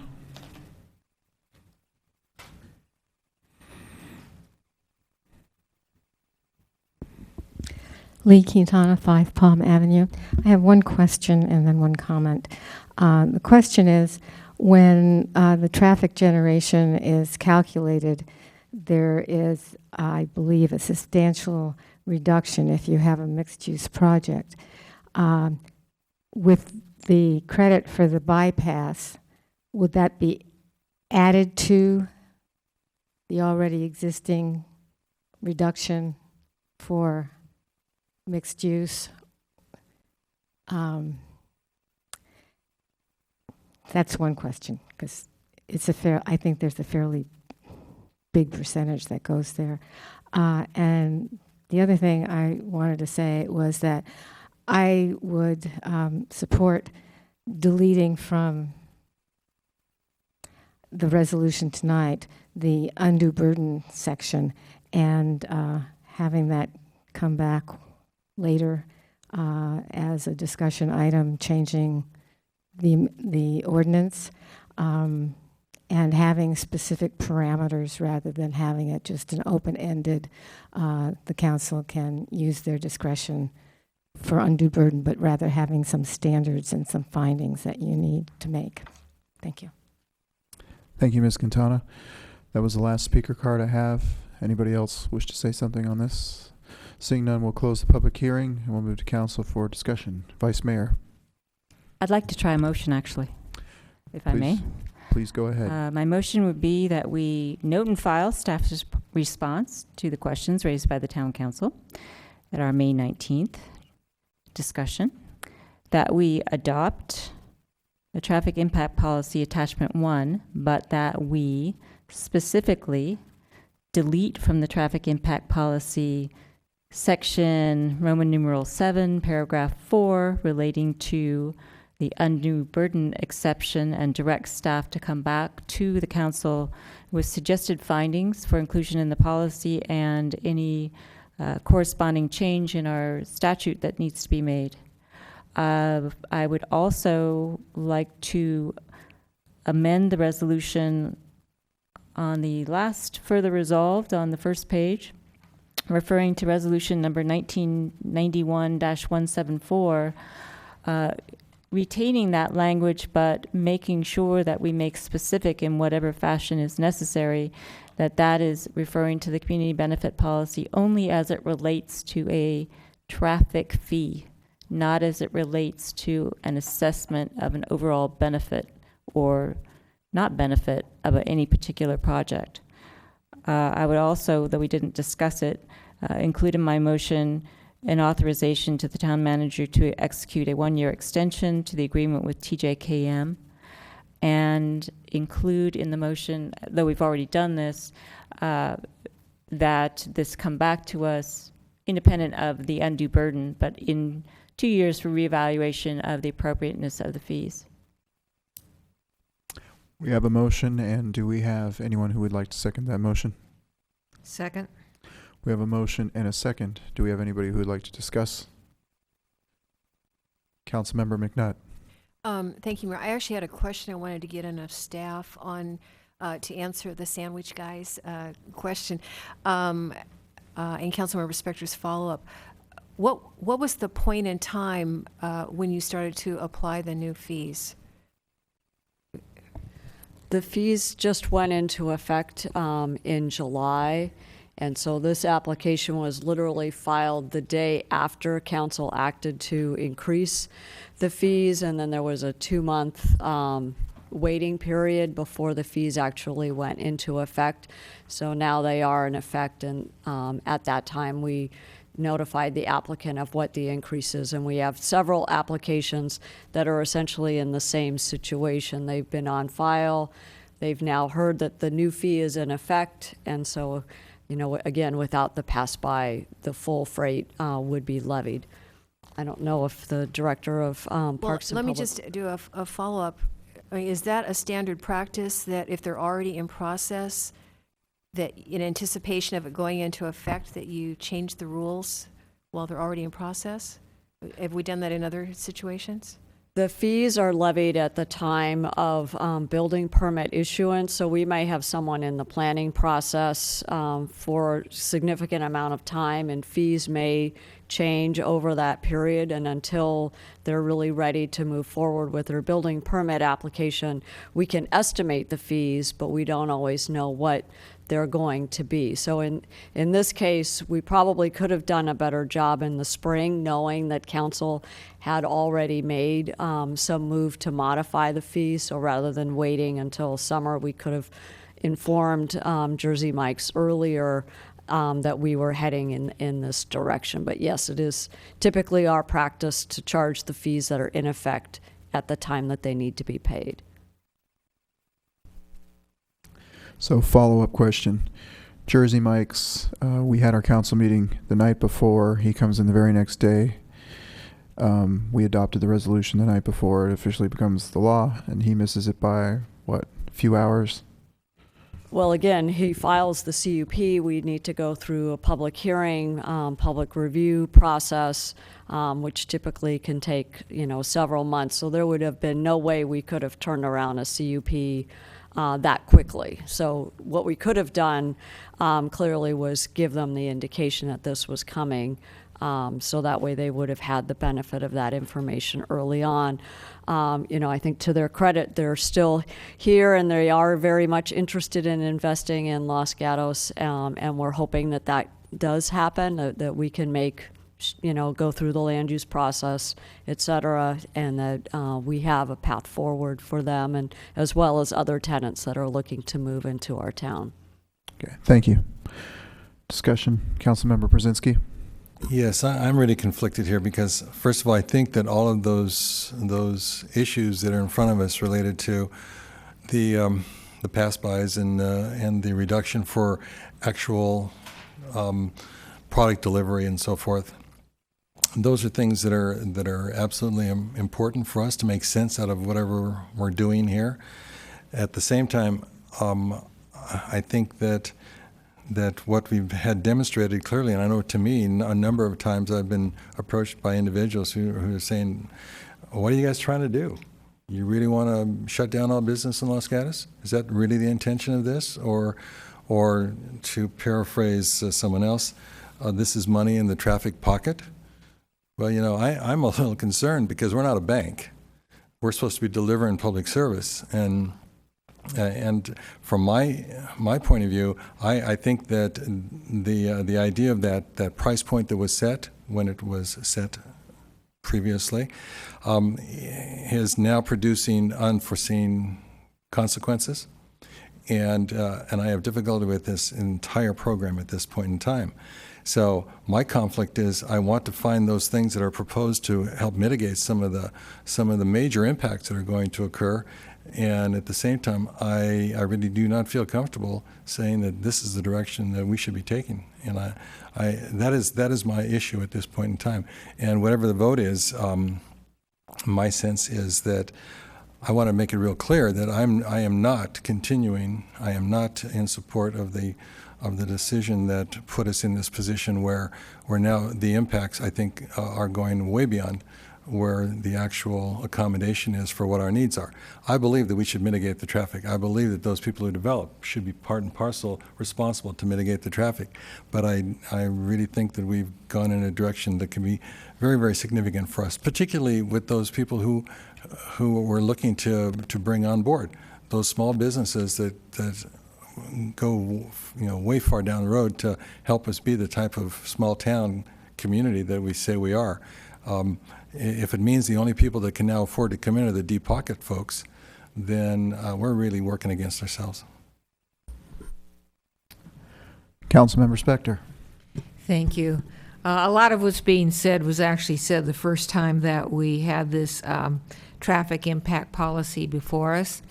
And some of you may recall staff, specifically Mr. Morley, gave us a staff report that specifically pointed out that the cost, the traffic impact policy is a direct correlation and reflection of the cost to the town of these new traffic, this new traffic. And so if that money is not paid by the new business, the new developer, it is paid by the rest of us. So somebody has to pay.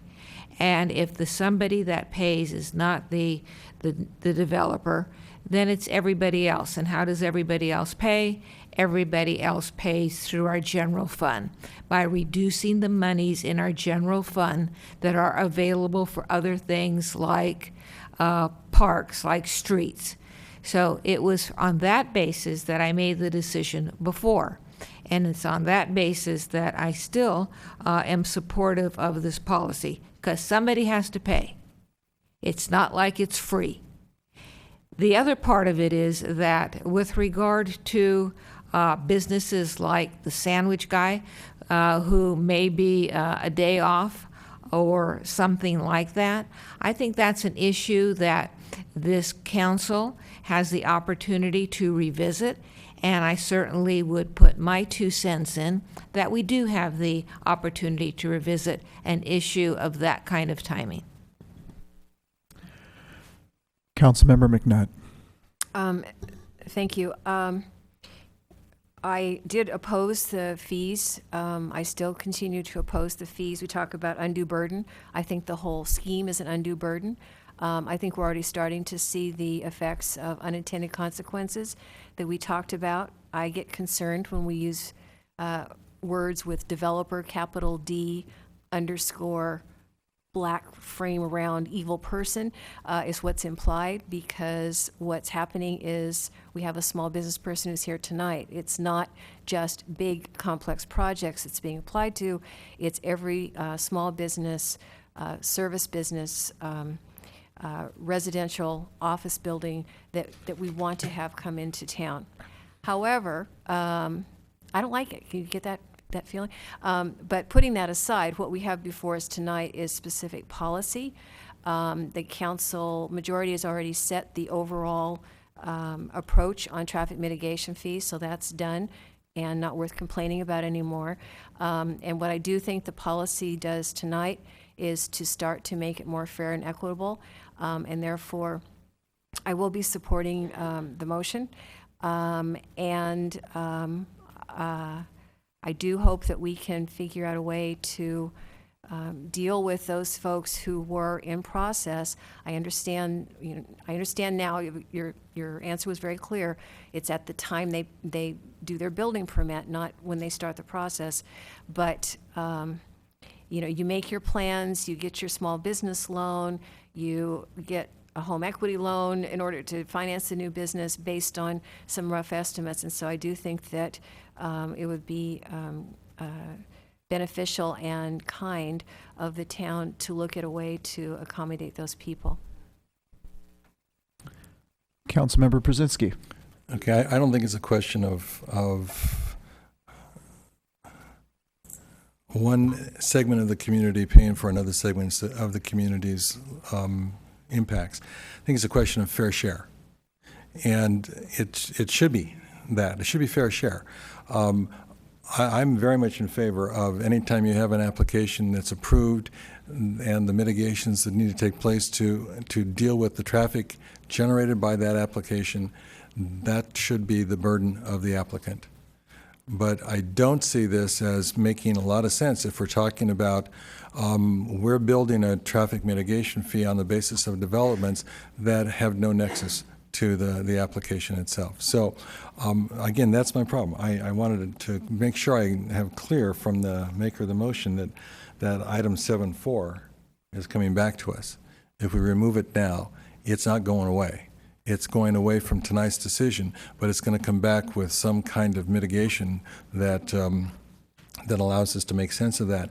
And I do believe that we're going to find out more and more as this thing goes along historically that there are going to be consequences that will show themselves maybe in the near future, and we may have to revisit this. I do think that there may be an opportunity or sometime in the future where this whole process comes back to us as a revisit, because we will see that the consequences are way beyond the benefits. And so I'm going to reluctantly support it because of the fact that it's going to allow those people who have, who are currently being burdened by this process, have some mitigation of that so that it become more reasonable. But it certainly is not something that I'm real happy about. Thank you, Mr. Brzezinski. So looking at this, there's no perfect law. We were, I guess, about 20 years behind on the discussion of traffic mitigation and those things when we looked at this in May. And something was brought forward, and at the time, the staff report and the information presented to us, it made sense. We adopted a resolution, and there's no perfect resolution. Sometimes there are unintended consequences.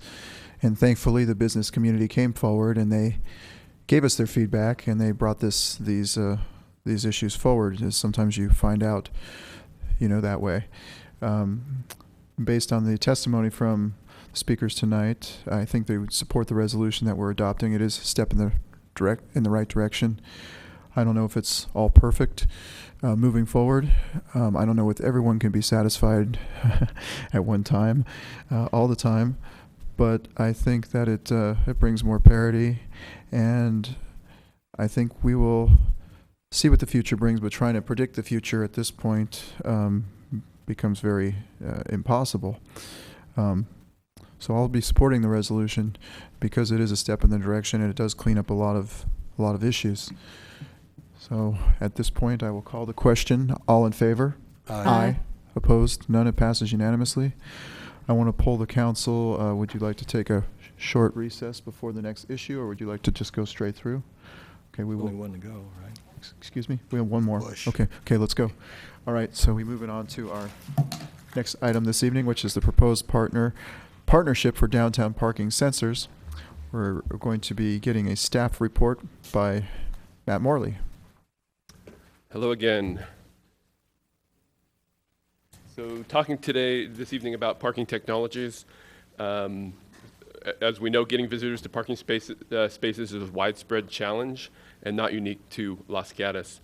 The use of signage as a solution has evolved. It's become digital signage, showing where vacancies are, something, of course, that has its aesthetic challenges and perhaps not something that we'd like to entertain in Los Gatos.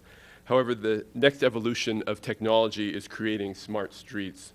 Staff has explored the opportunity to marry the new technologies with the needs of our downtown. And with this technology comes some other advances, including the use of data. One study showed that 30% of traffic in congested areas is traffic that's looking for parking, not just driving through or with a destination in mind. And we can definitely imagine that to ring true on a Wednesday night or a Friday at lunchtime in Los Gatos.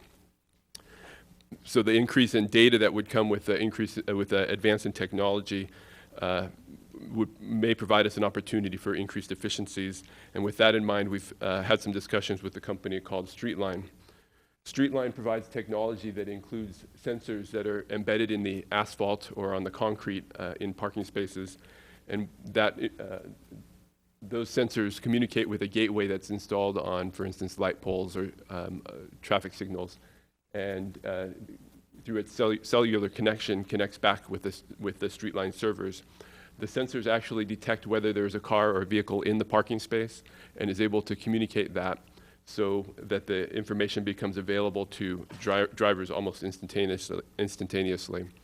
So what you end up with as a user on the left side of the screen is an application on a smartphone or a tablet or other device that provides you information on where parking spaces are available.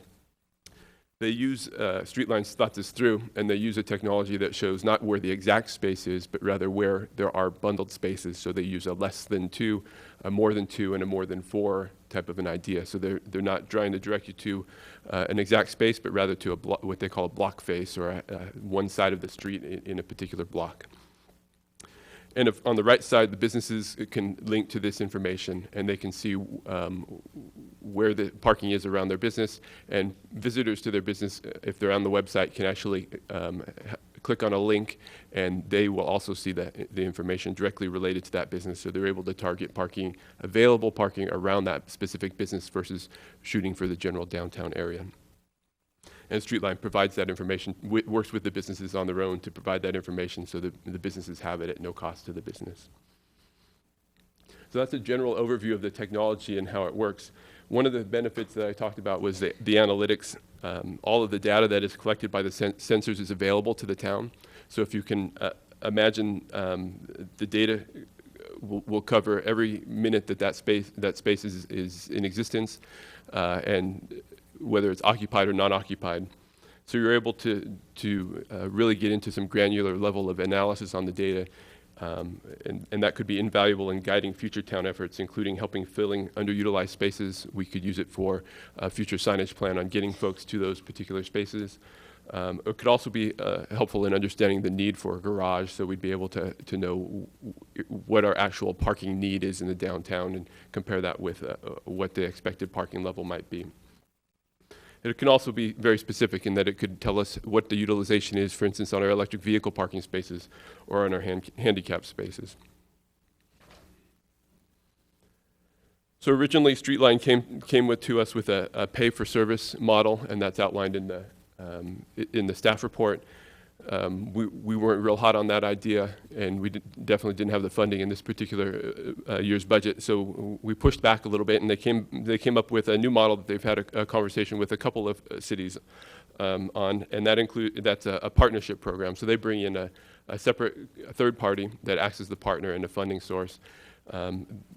There's a similar model that's in the works in San Mateo. San Mateo just did what we're doing tonight and had the discussion on it back in May, and are moving forward in discussions as well with Streetline and a series of partners. The partnership is undefined, so Streetline doesn't know exactly who they would bring to the table, and that's certainly something that we can provide them parameters on, so that we would have a say in who that partner is or what type of partner that might be. And the amount of involvement that the partner has would certainly be something that we could provide input to as well. The partnership, the partner brings in their funding in exchange for promotion of their brand. So I'll throw out a couple names of potentials. Cisco is a big partner already as a funder of Streetline, and so you could imagine that Cisco would partner with them to bring this out to the public, and they'd want to have their brand alongside of Streetline's in terms of promotional opportunities within the town. Some of the things that Cisco's done with Streetline already are case studies and promotional videos, so that Cisco's been able to demonstrate how they are at the forefront of technology and smart streets, and that's been a big deal for them. It's not necessarily limited to tech companies like Cisco. It could be a bank or an automotive manufacturer, a whole gamut of different things that could possibly be involved. Of course, and there's a small list as an attachment to the memorandum that provides some initial ideas. Of course, it's very limited in ideas, and there's certainly many, many more that we could incorporate. Of course, there's always the scare of what happens if we have Budweiser as a partner, or Marlboro or something like that. And I think the first step that we would do is be limited to no alcohol, no firearms, no tobacco as a limitation. And that would, I think, be something that would narrow it down quite a bit and take those obvious ones right off the table. So with that as a quick summary, we're looking for input from the council tonight on whether this is a partnership opportunity that we should explore, and if so, what partnership companies or limits there might be, and what partnership co-branding ideas there might be to move forward with. And with that, that concludes the report. Thank you, Mr. Morley. We have Council Member Spector. Thank you. I understand that San Mateo and maybe others are exploring this concept tonight. Has anyone actually installed, Streetline? Yeah, Streetline's been around for half a dozen years. They've had installations in San Mateo. They had initial installation in San Mateo, in San Francisco, in several other cities in the Bay Area, and some on the East Coast as well. And in those instances where they have installed it, has the jurisdiction continued to use it as opposed to like tearing it out? I'm not aware of one that was removed after it was installed. I would imagine in the very early phases there was some of that, but they're currently in use in the cities that I'm aware of. All right, and then well, I shouldn't say it's my last question. Should it be installed? We're not even close to that. You're just looking to find a partner, right? To get the feedback on the partnership concept and partnership ideas, absolutely. Okay. Should it be installed? Is there anything significant or damaging about having to remove it? There is not. The sensors go in, the Streetline will come in core hole. It's about 3.5 inches deep. They pop a little glue in and drop the sensors on top of it. They understand that they'll have to replace the sensors at year 5 anyways because of battery life, and they have a method for coring them back out and replacing them. It's fairly straightforward and easy, and not a substantial project. I heard that Palo Alto City Council, either whenever they're meeting tonight, last night, that they were exploring or maybe approving going forward on a whole number of different parking mechanisms for their downtown. Do you know if Streetline or a comparable process was being considered there? I'm not aware of what Palo Alto has going forward. Okay. I don't believe that Streetline's talking with Palo Alto. They haven't told me that. All right, thank you. Councilmember McNutt. Thank you, Mayor. So one question, and then I'll throw out all my comments so that I don't have to talk anymore tonight. My one question is it the intention that you would have a sensor on every public parking space in the town of Los Gatos or in the downtown core? Yeah, we're focusing on the downtown core, yes. So it'll be every public parking space, on-street, parking lot? And the garages, yes. And the garages, okay. Garage, sorry. So my comments related to staff in terms of going forward, as you negotiate a contract, what would be important to me is to have some safety measure in there so that should this not work out or the company disappear, that there will be a cost for the town to go in and remove all these things and repair the pavement. I'm remembering when, in the early days of Wi-Fi, when that one company came into several towns and put their equipment up all over and then went bankrupt, and everyone had all this stuff hanging all over on the poles. So I think we need to have a safety measure in there to protect us financially on that. In terms of partnerships, as someone who advises companies on sponsorships, I'm not seeing a big benefit to a lot of the kinds of companies that you mentioned, a Cisco where they want to showcase their technology as, that's one kind of a thing, but we have so many limitations on what kind of signage. Councilmember Spector will remember all of the agony we went through on that in council policy. Naming rights and things, I mean, those are off the table. The events that are listed there are so seasonal and small. Our web count is so small. It's hard to justify an investment of $100,000, $200,000 for the kind of visibility that I think we can normally give them. But every organization is different and what they're trying to achieve is different. So it doesn't hurt to, especially if they're taking a lead on trying to identify possibilities, using someone else's money is always a really good thing. So I think the concept, I think, is really cool, and I do like both the benefit it gives to the consumer and the data that it would give back to us. So both of those almost would lead me to say that maybe the town should put a little bit of money into this in a matching dollar kind of a situation, so that you have a three-way partnership and we don't just put in no money at all, because I do think it would be a great benefit for us. Councilmember Brzezinski, I think you were. Yes, I'm trying to picture this. I'm driving through lot 3 with my phone, looking at the app, hoping that all of a sudden something will appear somewhere in front of me and nobody else is on his or her phone at the same time looking for that, because then I'm going to go as fast as I can to try to find that spot, and so is that other person. I mean, it's an interesting concept, and obviously it could reduce even our greenhouse gas emissions issue if we don't have as many circular trips going on. But it seems so untested, or the evidence we've got, it's kind of what Council Inspector is talking about. I'd like to see it in action. I'd like to see where it's working, how the environment, where it's working at this point, how it is being effective.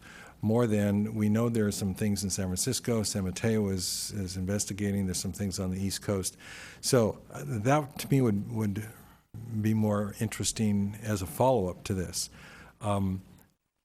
It seems a rather simple process if they're just dropping these electronic sensors into the pavement and then in 5 years coming back and replacing them, because technology moves an awful lot faster than 5 years. So I am curious about how it works. I'm more curious about where it works and the response that they've gotten before we commit.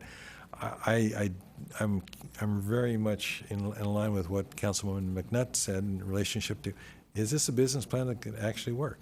Where are they going with it? I looked at the proposals for partnerships with us, Wine Walk, Music in the Park, Jazz in the Plaza. The sponsors for Music in the Park and Jazz in the Plaza put money into Music in the Park and Jazz in the Plaza. That's why they get their banners up there.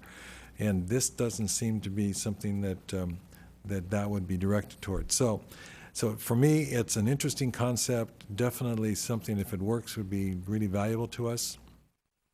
I'd like to have more data about how it's working right now on the ground in some municipalities where it has had some shelf life already.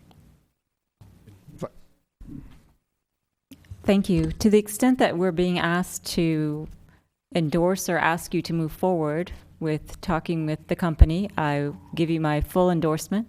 I think this is a great idea.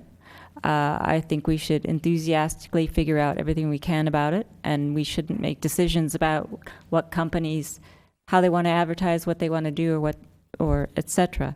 I can tell Councilman Przinski that I have used, by talking to a passenger in my vehicle who had a smartphone, a application like this in the Mission in San Francisco. It directed us to where we could park, and we didn't know it was there, and we wound up in a garage that was about 2 blocks from where we wanted to go, and it was fantastic. So if Los Gatos can do anything that would allow people to come into Los Gatos, not circle around for our greenhouse gas emissions, and I actually heard a podcast where they'd done a study in Westwood, and the circulating, looking for traffic was something staggering, like 60,000 miles of people, vehicle miles traveled, circling to find parking. So to me, it has just all kinds of benefits. I'm very hopeful that it can work. It's a direction where we can use creative ways to come up with a solution. And if it works, great. If it doesn't, all right, we'll go back to the parking garage idea. But I think Palo Alto actually did adopt this kind of system last night at their council meeting. I'm not sure it was the same company. I don't know what company it was, but they had all kinds of things they were doing for their downtown parking, so they were considering exactly the same thing. And they did actually move forward with something last night.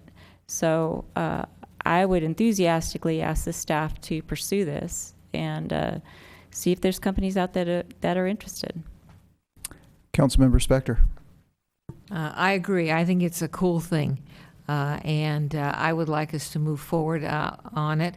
But don't use your smartphone when you're driving to look. You know, most people, I don't, but most people these days have their screen in the center of their car so that they can look.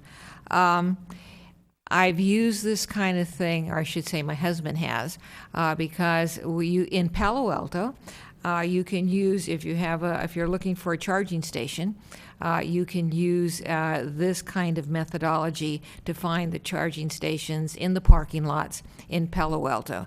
And yes, it does work. You do find them, you do get to them, even tell you if it's empty, and there you go. So I think it's a really good idea. I encourage you to go forward. I'm not sure that you have to have a negotiated agreement when you come back.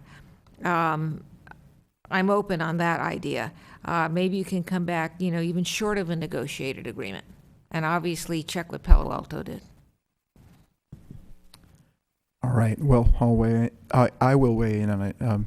Obviously, the price of a parking place in Los Gatos, we used to charge like $150,000 just for one place. I'm hoping something like this can discover parking spaces we never knew we had out there somewhere. I do share some similar concerns, because I'm not knowledgeable about, I don't have any personal experience with it, about its viability or its put in practice in other places. But I assume it's a business model that could work, and would look for more information on that before we wholeheartedly commit. But I would say go forward with the process. This is a public hearing, so I do not have any speaker cards. If there's anybody in the audience, we have one speaker card. Please bring it forward. We will.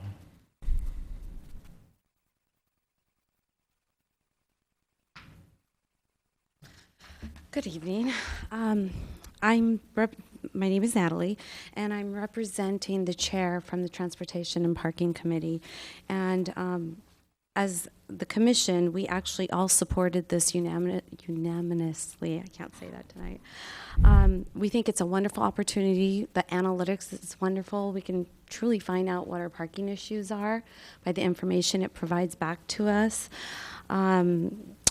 We'd like to be we would like to work with staff and work with them on the guidelines to make sure that we maintain our look and feel of our town, like, no big banners, whatever kind of advertisement there are, that we still have that home Los Gatos town look. And as far as that funding, it appears that we might not have to fund anything depending on the partnerships involved. So we'd like to support it fully. We would just like to ask if commission could be part and work with staff on the guidelines. Staff has been wonderful in presenting and updating us on this. And that's pretty much it.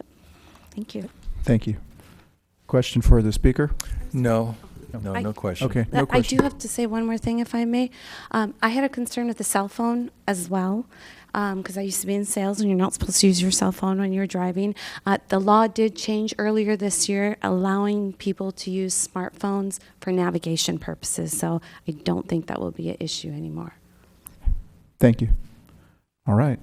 We're going to close the public hearing and move back to council for discussion. Okay, so you can use your phone without your person sitting next to you. I read that study about the Westwood study, the 60,000 miles. That was one guy that drove that 60,000 miles. I think it's a great idea. I think we should pursue it. I think the cost is appropriate, which is zero at this point. And if we can encourage the Transportation and Parking Committee to work diligently on this with staff, that would be, I'm sure, very helpful.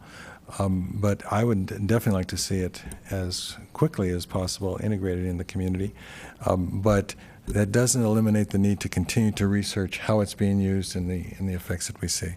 So I hear there's some degree of enthusiasm here tonight for this. Right. Councilmember Spector. And before the council goes out using its cell phone for directions, I'm going to encourage everybody to put their speakerphone on their smartphone. Anybody else want to comment on this? Do we need a motion on this evening, or are we just...